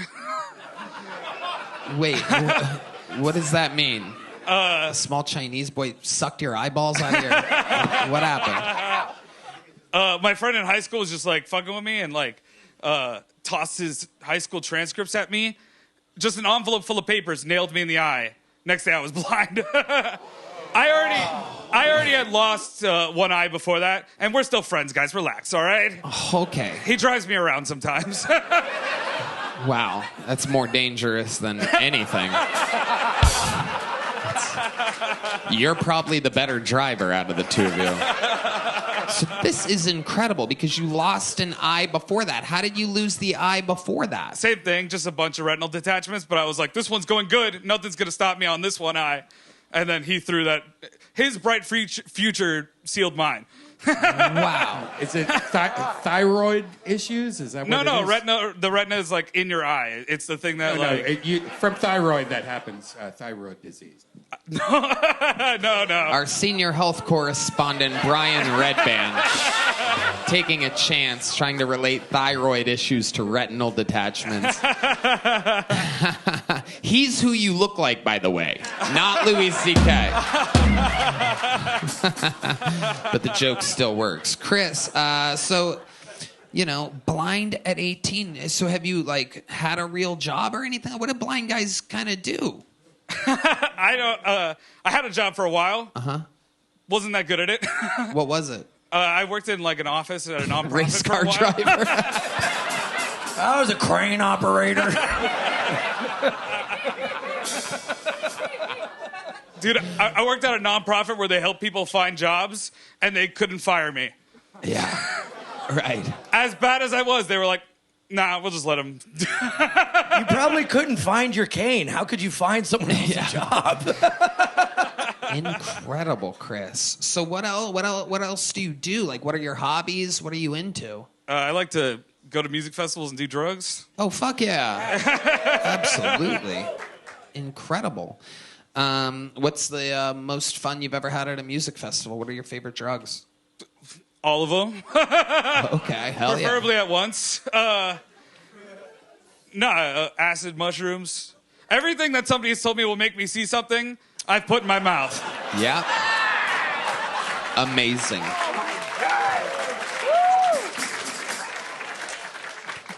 What exactly do you see when that stuff happens? I'd imagine that you still see stuff in your dreams. Am I right? I can still see in my dreams. Yeah. And it's completely black. Other than that, yeah. Even on all the psychedelics, it's great. I love psychedelics. It feels like all of my senses are turned up to 11, except for sight that's still on 0. It does. I don't get any visuals with psychedelics. Yeah. You don't get visuals on psychedelics. No, I've done all of them. Wow. Incredible.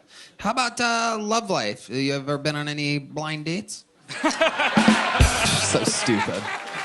So stupid. But when in Rome.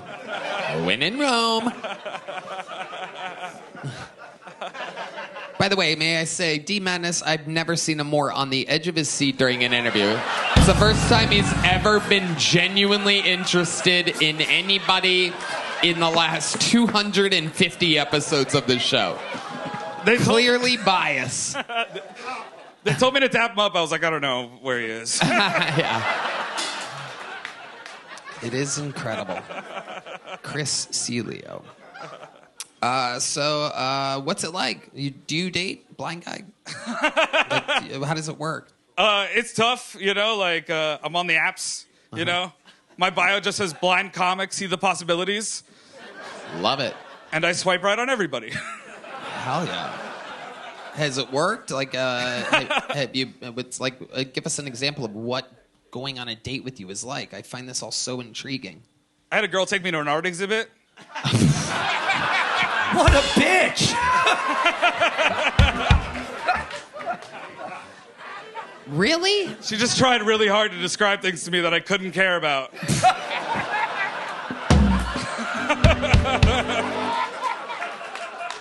God, that is so fucking funny. It's crazy.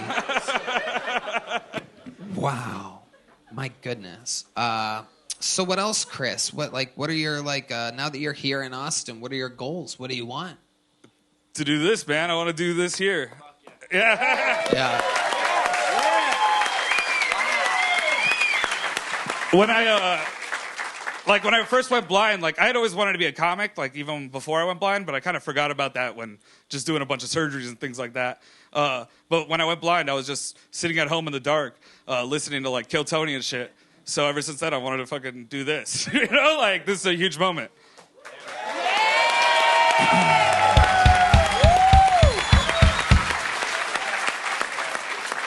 OG belly room Kill Tony, dude. Say that again? OG belly room Kill Tony. Wow.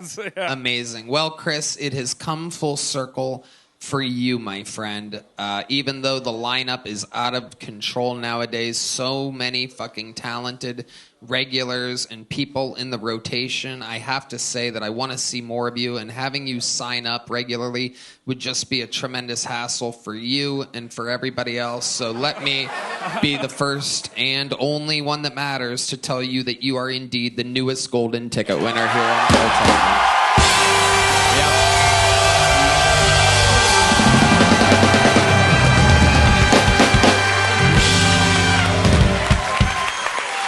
Everyone's on their feet, Chris. They're going crazy.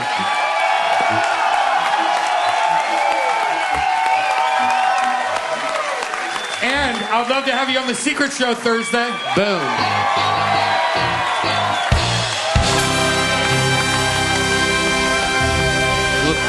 There he goes, ladies. Chris, step up to the mic one more time, real quick there. How do you feel right now? It's right to your right.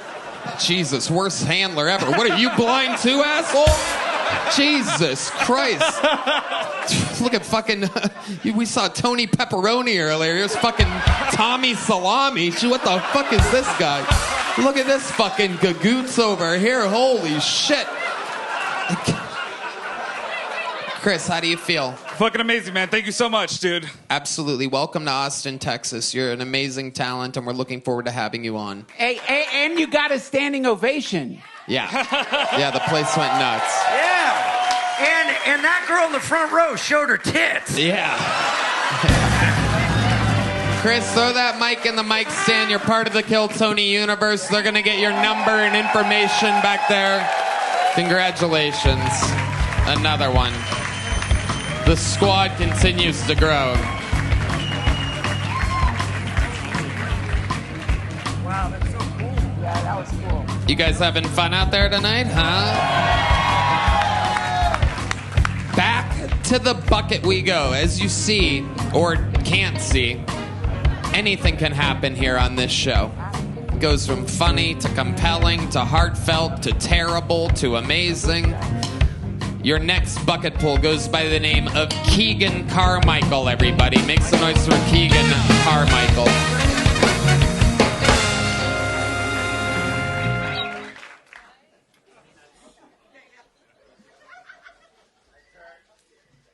My dad would always tell me, alcohol will never fix anything. Then why did you carry beer in your toolbox? Yeah. Yeah, you didn't think I noticed. Hey, I was doing comedy. Comedy's tough. As a comedian, I haven't gone on the road, but I'm pretty close to being on the street.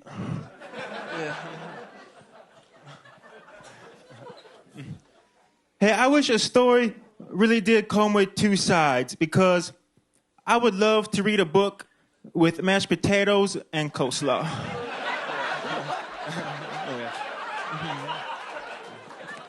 Now, hey, what'd you enjoy about Huckleberry Finn? The gravy. Hey, are you hungry? Cool. Let's go to the library. All right, thank you. Keegan Carmichael. Some people are already calling him the,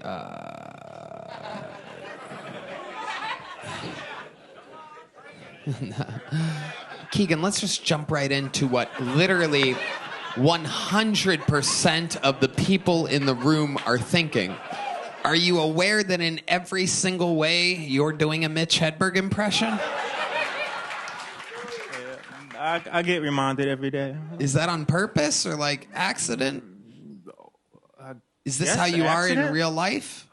Yeah, it's weird. Like people DM me like that question. Like, is that how you are? I'm like, I don't know what you want me to tell you. So you were like this, and that was your sense of humor, and then you saw Mitch Hedberg, and you're like, whoa. What are the odds? I used to impersonate Mitch Hedberg. I still do. I mean, the look, the everything, every single thing, the delivery, the joke style. Are you a super fan of his? No, my favorite's actually Dimitri Martin. But, Dimitri Martin? Now I know you're kidding. That's literally nobody's favorite. I just love the way he rips the paper off the pipets. Keegan, who are you in real life? What do you really like?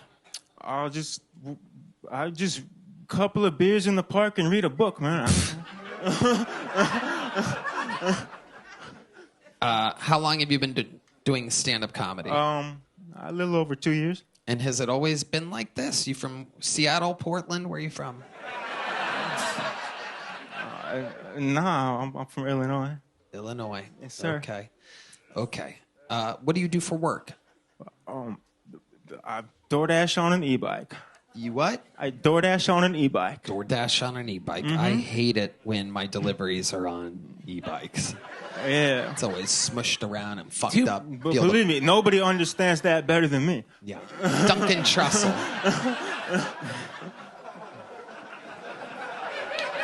It is funny. Like, your spirit definitely lives on through him. Not quite as powerful, obviously, as the late, great, super amazing Mitch Hedberg. But, I mean, you do kind of got it down. You wrote those jokes?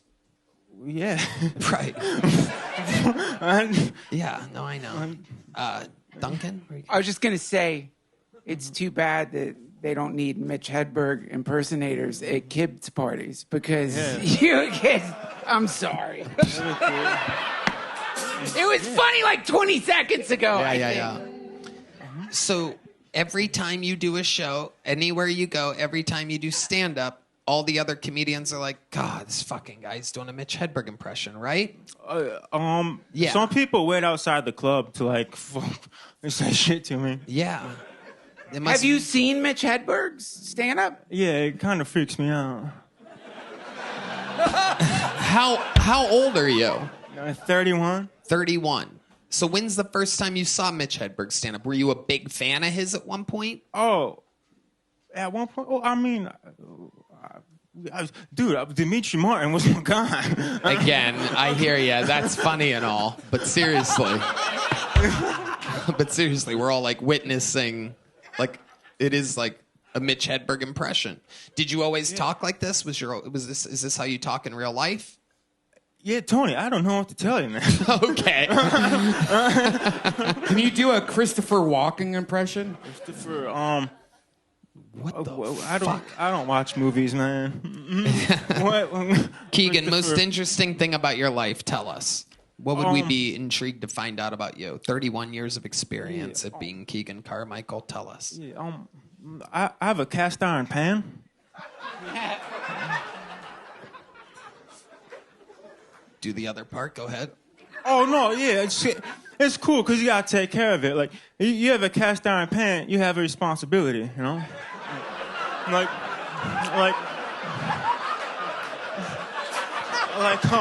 you know?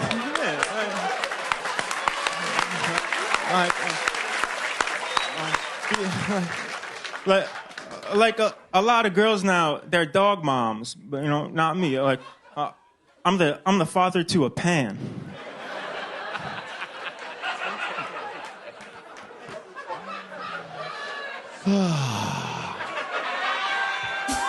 What else, Keegan? Tell us something else interesting about you. Dude, door dashing on the bike. That's a fucked up world. I have trouble sometimes because I fall a lot. Like I don't like the Texas cheerleaders. Because I was going really fast and they were on the sidewalk, and so I fell into the ditch. And I'm laying on the ground, and she looks over at me, and she's like, "Is your bike okay?" I'm like, "No." And then like the Lime scooters, they're in the way too. Well, you know, to me, a Texas cheerleader is like a Lime scooter. I'd probably have to pay to ride you, but I just prefer you get out the way. Keegan, fun times. Here's a little joke book, my friend. There he goes. Keegan Carmichael.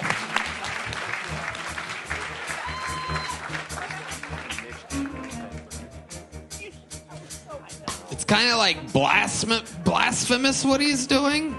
Awful. Yeah. Like, he has good jokes. He could just do them like different, like his own self, instead of like literally acting right now. Yeah, and looking like him's kind of crazy too. Anyway, we have any sage? Can we sage the room? Yeah. Never really saged the Kill Tony stage before, but that one kind of creeped me out. Yeah. All right. You guys good? Everybody good? This guy's leaving. He's seen enough. This guy's pissed. This guy's pissed off. Make some noise for your next bucket pull, ladies and gentlemen. It's Mike Gleason, everyone. Mike Gleason. How's it going? A lot of my friends say that I'm really hard to get gifts for. I don't think it's that hard to hop online and Google things to get for people with yellow teeth. That was an incredibly fake smile. Sorry about that. I'm from Chicago. I'm in the dating scene here, which is pretty good. Took a chick out the other day, which is awesome. Opened up the car door for her, and she's like, look at this. Chivalry's not dead. I'm like, easy, bitch. My door sticks. I got to climb in first, all right? Chivalry, I don't know if you're cold. The window works just fine. But that's awesome. Really big fan of these Waymos out here you guys got. They're pretty cool. Brings back the childhood in me. I used to throw snowballs at cars, which is pretty fun. But now I feel like you could just throw anything at these things and you're feeding all these like vegans that are like hanging out in the streets doing yoga poses and stuff. All right, that's it. Okay, Mike Gleason. Fuck yeah. All right. Welcome, Mike. How long you been on stand-up? It's kind of weird. I started in like 2001, and then I kind of quit, and I really liked the show, so I kind of moved out here and kind of restarting Nice. it. How long ago did you move to Austin? On Easter, 420. 420. Perfect. Fuck yeah, dude. What do you do for work?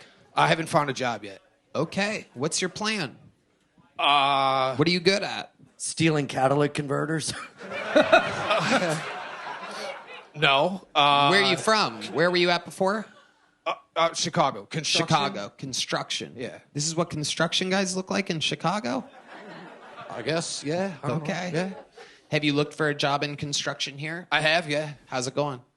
Not bad. I kind of actually turned down a few jobs, which is weird, but I just Whoa. wasn't catching a vibe. I don't know. Okay.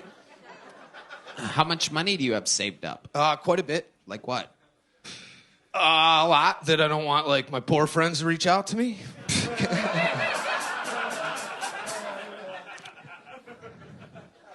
I mean, do you really need a number? It's not a lot anymore, but it was enough to get me out here. I'm doing the Hans Kim thing, living in a trailer. Nice. Yeah. Nice. Yeah. You have a bed in it? Yeah. Like a little bed? I got a purple bed. Nice. Look at that. Very good. You're Shout doing out to good. Purple. You're doing good. Okay. So what do you do for fun, Mike, when you're not doing stand-up? I like to frisbee golf. People watch is a huge thing for me. Yeah, people watching is fun again. Yeah. Fentanyl's out. Trump stopped fentanyl. Crack is back. Yeah. People watching is more exciting than ever. There was nothing fun about that fentanyl phase that we went through under the Biden administration. And now crack is back thanks to the reigning, defending president of the United States, Donald Trump. And 300 people just shut the show off right then. I don't know if you guys heard that, but that's what they do because they literally can't hear that without losing their mentally ill minds. Mike Gleason, tell us what the most interesting thing about your entire life is. It's our first time meeting you. Might as well spill the beans. I'm an overshare. I like to overshare. Why don't you start right now then?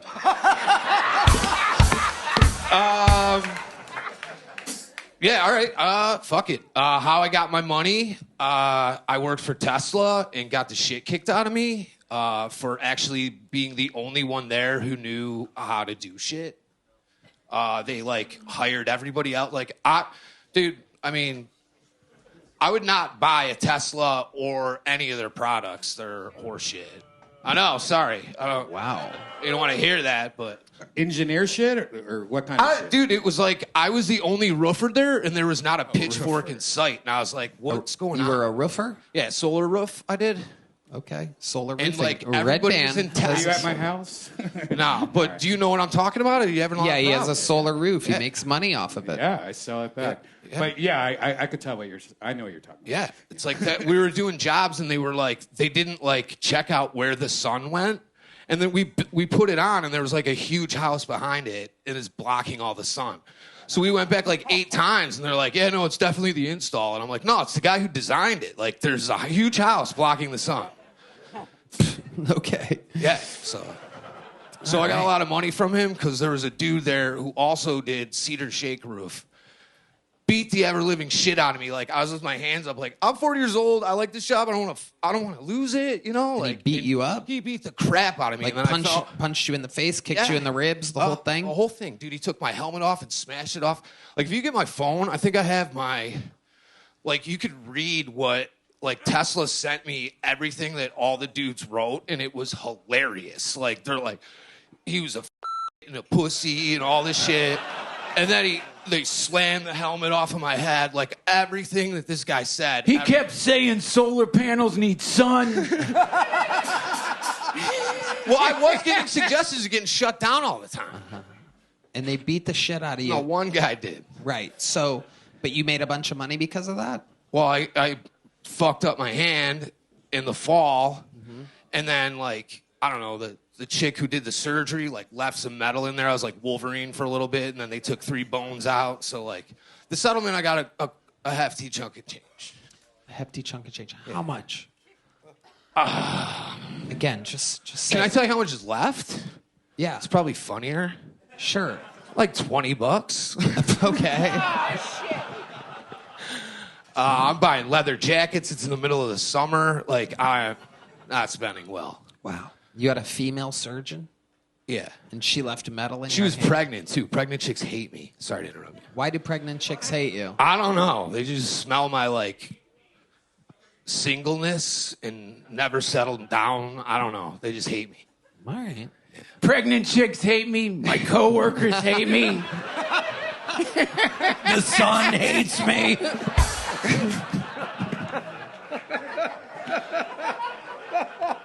You ever think it might be you, Mike?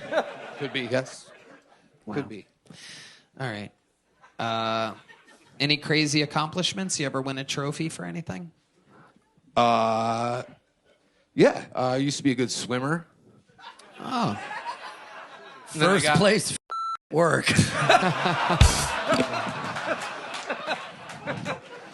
Fun times, Mike. Sign up again. We'll see you again. Mike Leeson, everybody. Oh, shit. Oh, that's his fucked up hand. He really does have a fucked up hand. I saw the book bounce off of it. Right off the steel plate. One more time for Mike Gleason, everybody.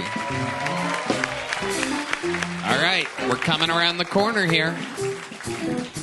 Make some noise for your next bucket pool. We're going to keep it moving along. It's Derek Spady, everybody. Derek Spady.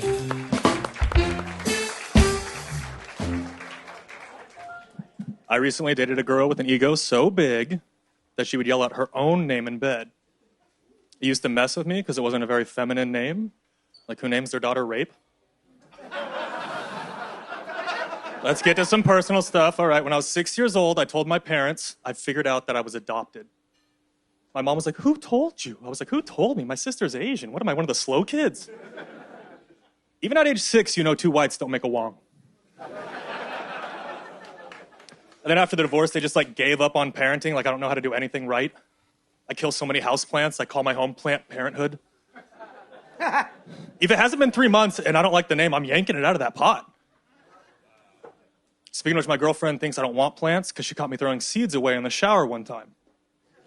This isn't true. I love plants. I want plants very much. And I would love my plants no matter what. Even if they turn out to be transplants. All right, you guys have been great. I appreciate you. Derek Spady. Hi, Derek. Hi. You been on this show before? No, not before. Okay. You just look like everybody that's been on this show before. Welcome, welcome. How long you been doing stand-up? About 5 years. 5 years. You from here? No, I'm from Portland, Oregon. Portland, Oregon. Okay, there it is. I felt Portland energies earlier, and this is why I felt it, because you were coming up. Okay. How long have you lived here? So I'm here for about a month just doing stand-up. I got an Airbnb. Nice, just visiting. Mm-hmm. Is this your first week signing up? Yeah. Look at you, you lucky fuck. I know. Amazing. Odds were 1 in 300, and you nailed it. Yeah. Are you often lucky in life? No. Right. What do you do for work? So I worked at a Kroger for the last 5 years, and now I'm just taking time off because I saved up Second money. Kroger shout out this episode. Absolutely incredible. It's almost as good as HEB. When I got down here, I was pretty blown away. You be with how good it was. careful. You be careful what you say. We were raised around Kroger's. We know Kroger's. Kroger's not really that close to HEB. Have you been to an HEB since being here? Yeah. What, 1? 3. 3? Yeah. And what types of things did you get from HEB? The produce is better than the produce I've had in Oregon, which you No wouldn't doubt. expect. It's out of this world. Did Yeah. you try anything from the deli meats, perhaps? No, not yet. Did you try any of the prepared things, like the fully stuffed jalapeno pepper? No. Tortillas? No. No, I Nothing couldn't at at all. all. Well, that's where you will find that there is a complete whole different universe. Un-Kroger-like materials at HEB. Well, the more you try it, the more you take chances, you will find. To be fair, HEB reigns supreme. To be Around fair- here, we like to say, "You down with HEB?" Yeah, you know me. Nobody's ever said that before, but I said it Well, right in now. the Pacific Northwest, the Krogers are Fred Meyer's. It's not exactly the same as the Krogers where you're from. So that's probably the difference that you're seeing. Okay. Well, you got the crowd riled up right now. One thing you don't want to do is an anti-HEB rant in this room. You're going to need Hans's bulletproof vest. You keep it up. What do you do for work? So like I said, I worked at Kroger's, and then now I'm not. What were you doing there? Stocking shelves? No, I managed one of the departments, the Hobbit department. So it's like what department? It's like the cosmetics, the shampoo, all that kind of stuff. Ew, worst part of the grocery store. No doubt about it. I hope you guys never stop talking about grocery stores. Well, I'll tell you. Heard of Myers. You don't like grocery store talk, Duncan? You have a whole family. No, I love it. Everyone loves it. Everyone loves grocery store talk. What's your favorite aisle? Look at you two fucking grocery store hating ass guests I have here tonight. Here, I hate them. I hate HEB. Whoa. I hate it. Duncan? Oh, yeah. Duncan? Fuck HEB. Worst grocery store ever. Acme. All right.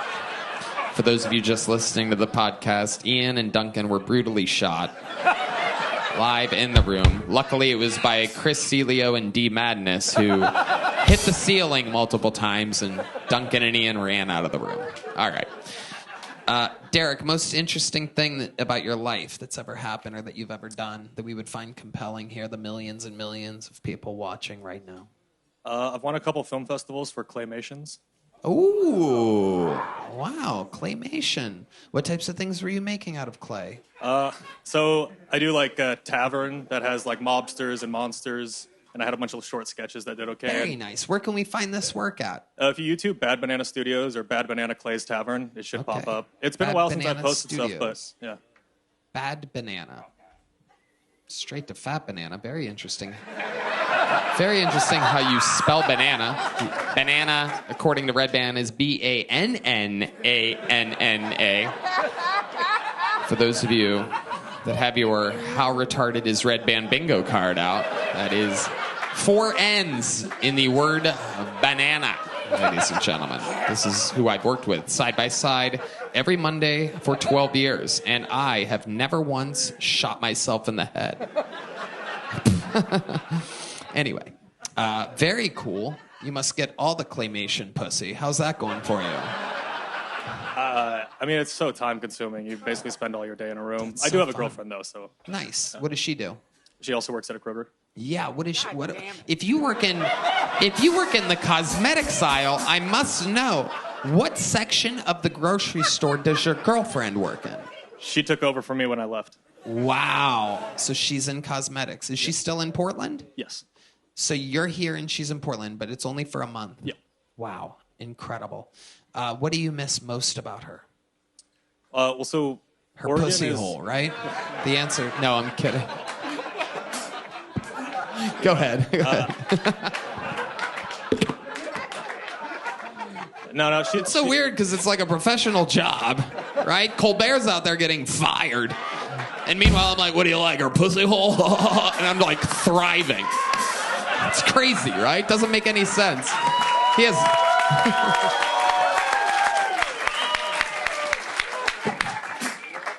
Go ahead. She's really funny. For instance, the other day after we had sex, I was like, man, we should figure out some more activities to do. I'd love to do some art together. And she goes, I thought we just made art. And I was like, pretty funny. Guess he had to be there. Okay. You had a good set, right? We like Derek. Yeah, it was all right. Here's a big joke book, Derek Spady. Congratulations. Thank you you. were on Keltoni. You're here for another month. Sign up again. Congratulations. There he goes. Make some noise for Derek, everyone. And your final bucket pull of the night. Ooh la la. Jouez, jouez, jouez. Les combattants. Wah, wah, wah. Make some noise for Trent Richards, everybody. Trent Richards.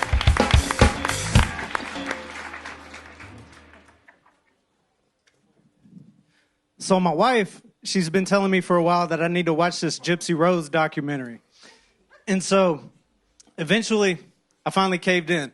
I watched it. If you don't know Gypsy, she suffered from Munchausen by proxy. Her mom, she fabricated a bunch of diseases for her and pretty much kept her imprisoned in her own home. Didn't let her go anywhere. So eventually, Gypsy got tired of it. She went online. She got a little retarded boyfriend. And well, they both ended up going to prison because he stabbed her mom to death to set her free. That story was so crazy to me. It blew my mind because it had me sitting there thinking, 34 years, well, doesn't Munchausen by proxy mean eating pussy from the back?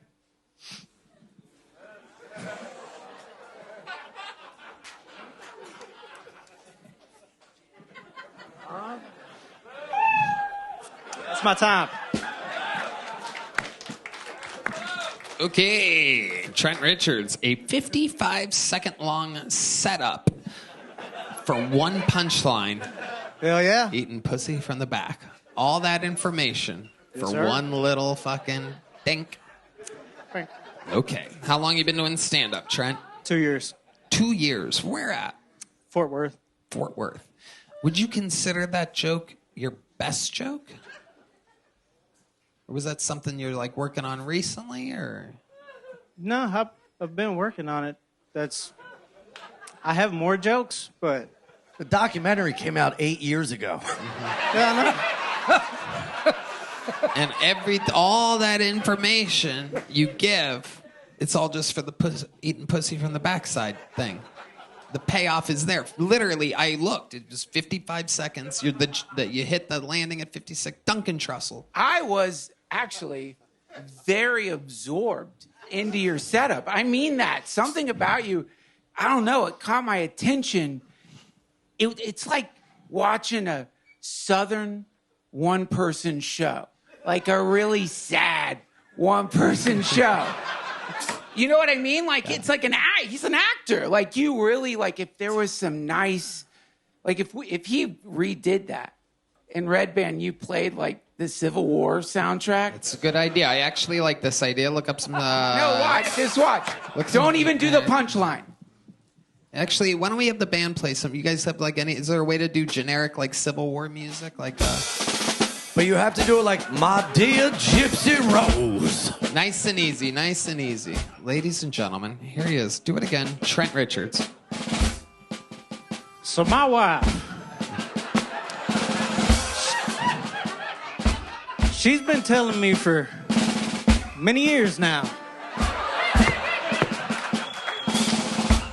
that there's this Gypsy Rose documentary and that I might just need to sit my white ass on down and give it a view.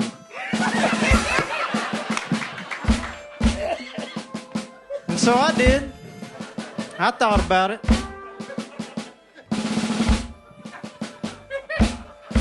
And after some mighty long viewership. All right, I'm going to stop you there. That was fantastic. Trent, what do you do for work? Deliver groceries. Whoa. What the fuck? Here we go. $1 billion question coming at you. $1 billion question coming at you. What kind of groceries do you deliver? H-E-B. Yeah! Fuck you, Duncan. Fuck you, Duncan. Fuck you, Duncan. Fuck H-E-B.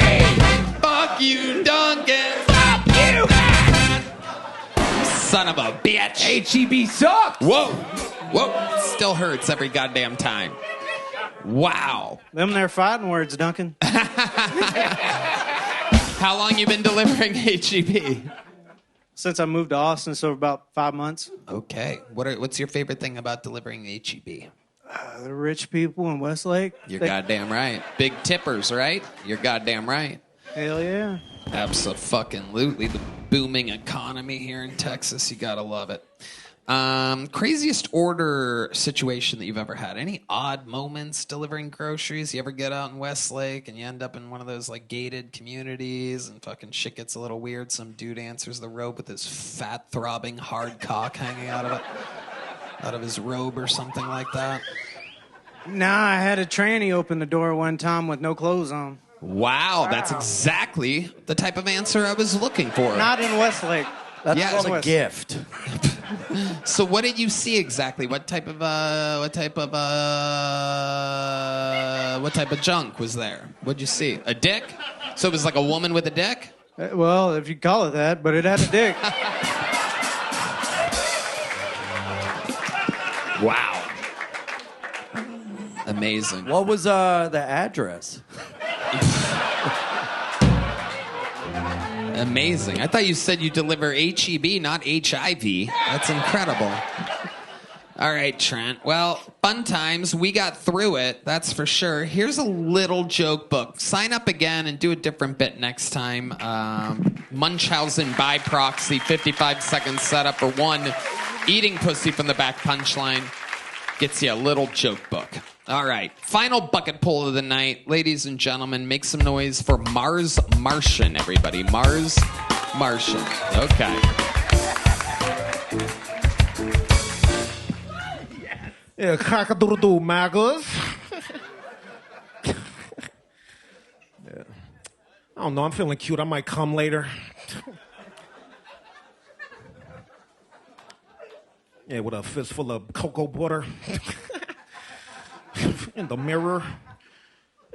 All right. I don't know, guys. Anybody ever break a long no-fap streak by beating every side of your dick raw? That's a question for the ladies. I spent 22 days no-fap just so I can Indian burn all the cum out of my body for 45 minutes.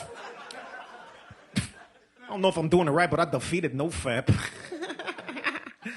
I don't know. Look like I beat my dick for 3.5 miles. I got fucking dick splints. I don't know. It's like I was running a cum gauntlet. Ladies don't know what I'm talking about, but every lady.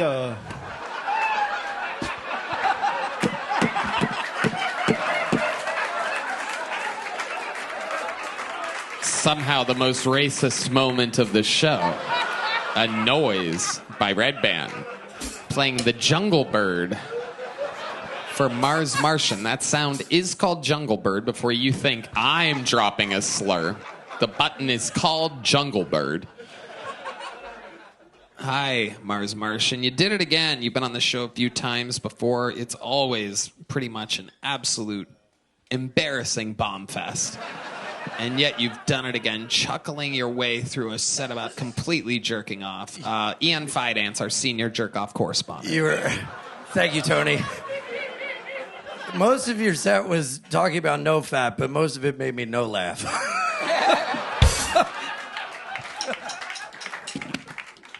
Mars, remind us, how long have you been attempting stand-up comedy? 25 months, 2 years. 2 years plus. Okay, and what do you do for work? Oh, God damn it. I spend a lot of money financing my comedy career. Uh-huh. How do you make the money? No, it was savings. No, now I just do a lot of art stuff. I'm just constantly out here with my camera. I got a studio at the house. I'm just playing make-believe.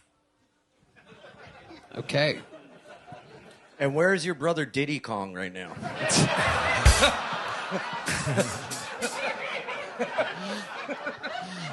New most racist moment of the show.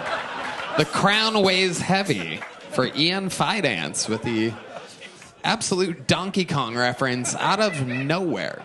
What's the most racist thing anybody's ever said to you, Mars Martian? There's not... no. Okay. No. I mean, it's just so many things. There's an array of things I've been called throughout my existence. You know what I mean? Yeah. You call me something right now. What you got? Oh, I know what I want to call you right now. A Waymo home, am I right? All right, Mars, get out of here. There he goes, Mars Martian, ladies and gentlemen. Completely unbearable. 100% unbearable. Wow. Anybody whose first response to every question is can burn in hell. It's all cruise control from this point, ladies and gentlemen. Let's face it, an unbelievable episode. It all started with the youthful young legend Heath Cordes. Who can forget the stylings of Tony Pepperoni?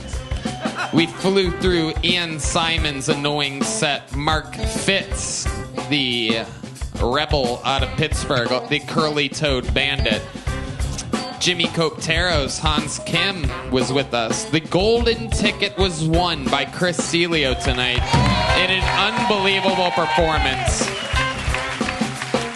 We literally had a sociopathic young Mitch Hedberg pretending like he didn't know that he was doing a Mitch Hedberg impression. Mike Gleason, Derek Spady, Trent Richards, and Mars Martian, which means, if I can say, there's only one way to end an episode like this. This man, some people say, is Jesus Christ's favorite comedian. He recently performed at the Roman Coliseum to a sold-out crowd at 3 a.m. Some people call him the Vanilla Gorilla, the Memphis Strangler, the Talk Space Tycoon, the Opus of Open Phone, the Tyrant of Tacovas. This is the Big Red Machine, William Montgomery.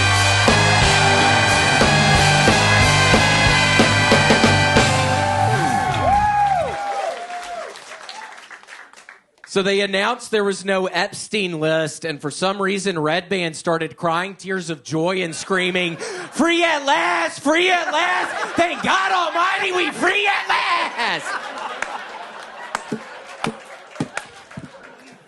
A woman from Thailand filmed herself having sex with a bunch of Buddhist monks over a 3-year period and blackmailed millions of dollars out of them to keep quiet about it. Bangkok indeed. Hey, Red Band, remember that boy band 98 Degrees? Yeah, that's 98 more degrees than your dumbass ever got in college.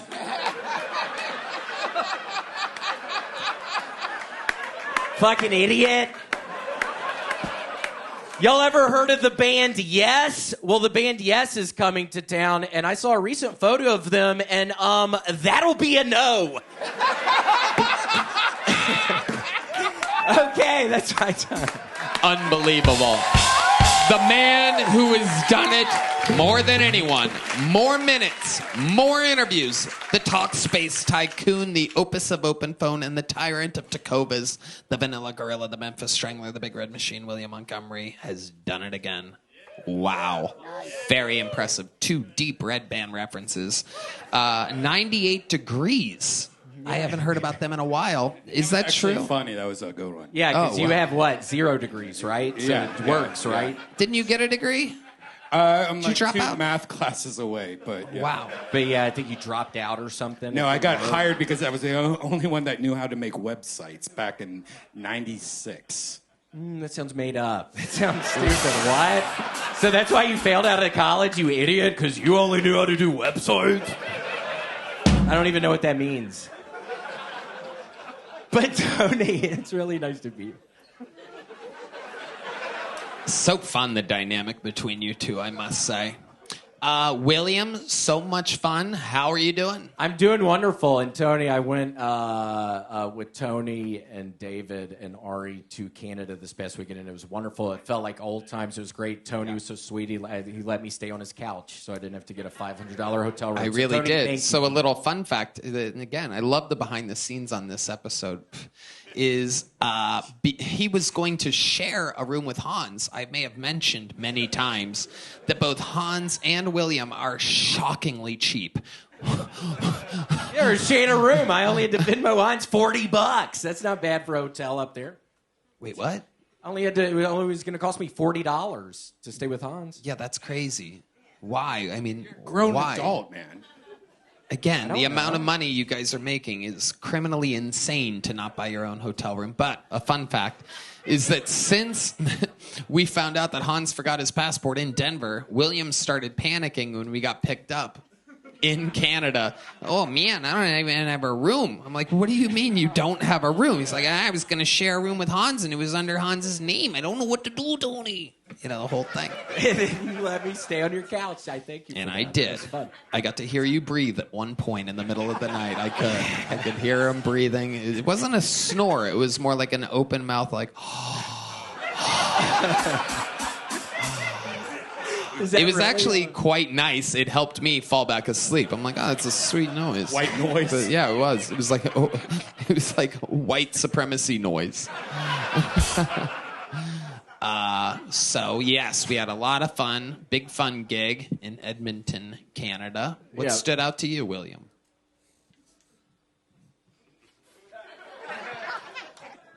Perfect.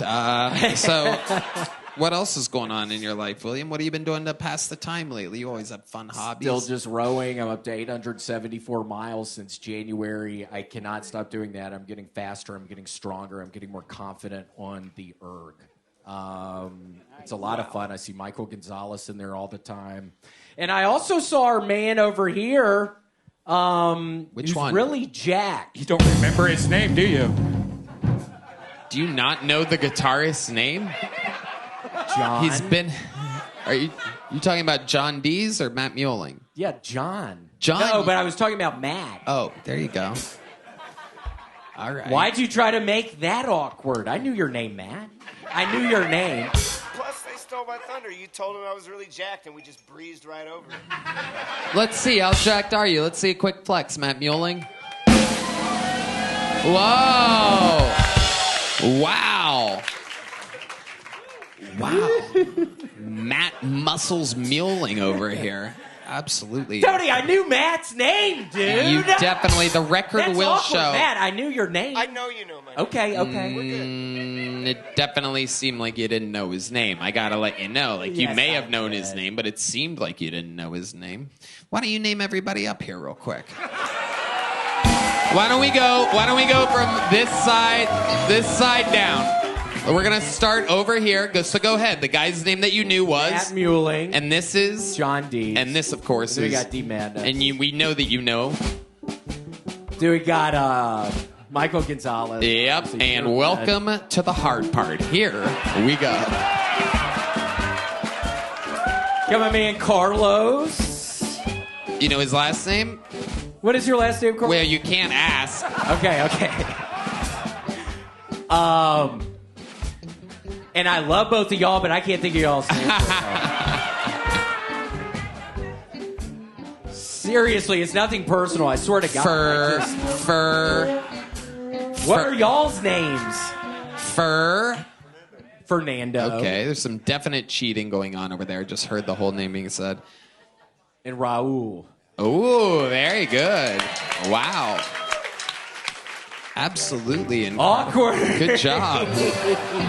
Little fun fact, William started physically sweating during that part, awkward. not during the set. I knew when I got down over there I was fucked. Yeah. I knew I was fucked. Even though I'm always nice, it's always so sweet to see y'all. It's not always nice to see y'all. I can just bad at names and stuff. Yeah, it's okay.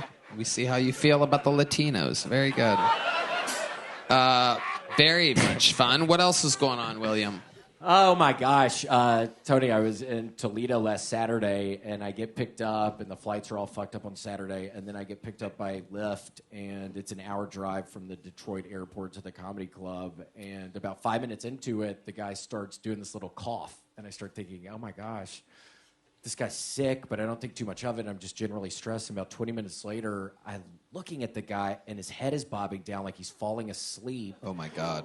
And And about 10 minutes after that, we're right beside an 18-wheeler, and I see the guy's head going down, and I see my eyes flash before my eyes, and I'm like, oh my gosh, well, hopefully you can take a nap after this. It looks like you're sleepy. And he's like, yeah, I've been doing it since 4 a.m., so I'm tired. But I made it. Wow. Shit. Wow. Yeah. If you would have crashed in that situation and died, what would you have thought? What would have been your first words?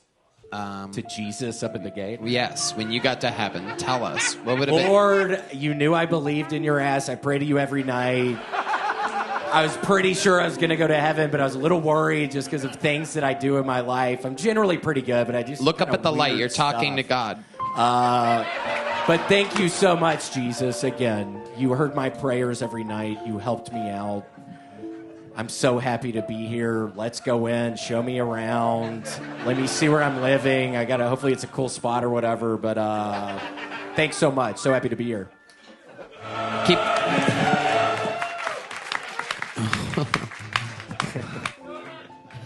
I was going to be God, but let's just skip ahead. And Duncan, I'm with you, dude. I can't fucking stand HEB. I never. Thank you. I'll go to Randall. Oh, yeah! Wait a second. Hold on.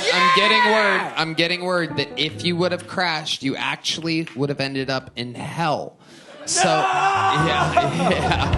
So go back to the light, and now you're burning in hell. But Jesus is like, hey, do you want to?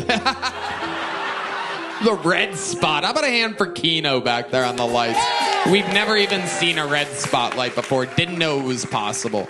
Okay, now you have to negotiate. You're begging the devil to let you out. No, it's the devil now. You're trying to convince the devil that you want to get out of hell. Devil, here's the deal. I grew up going to church. I'm confirmed in the Episcopal Church. I prayed every night. You can ask Jesus about it. I talk to his ass every night. This is a horrible mistake. I get it. Your actions are louder than your words, and that's always what I was worried about, because I'd pray a lot, but then I'd think, oh, well, you're doing this bad stuff on the side. Jesus can see everything, and so here I am, and I'm just saying this is a giant mistake. Please get me up out of here. I need to get out of here now. I'm not staying here. Unfortunately, when you were on Earth, you talked shit about the HEB. So you must stay here and burn forever.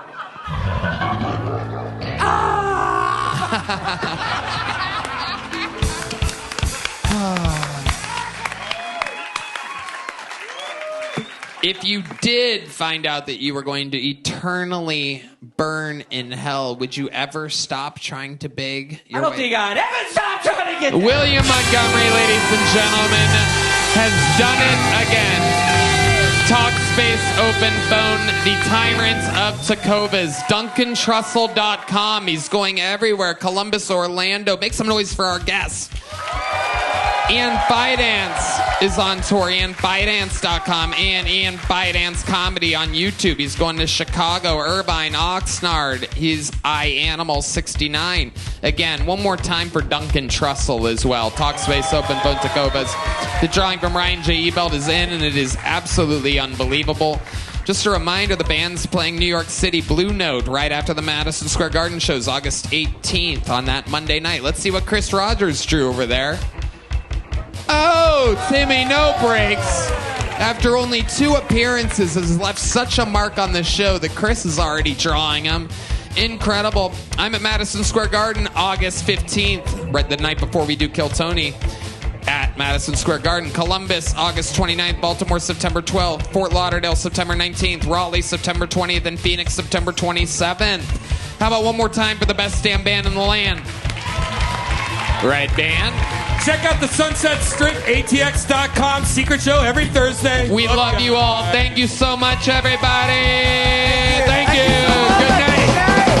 Thank you.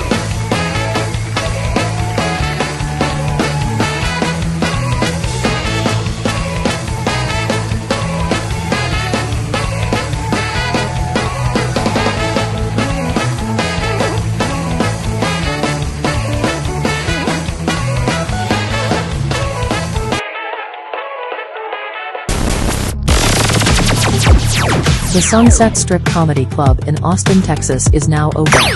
Check out Red Band's secret show every Thursday. Go to sunsetstripatx.com for tickets.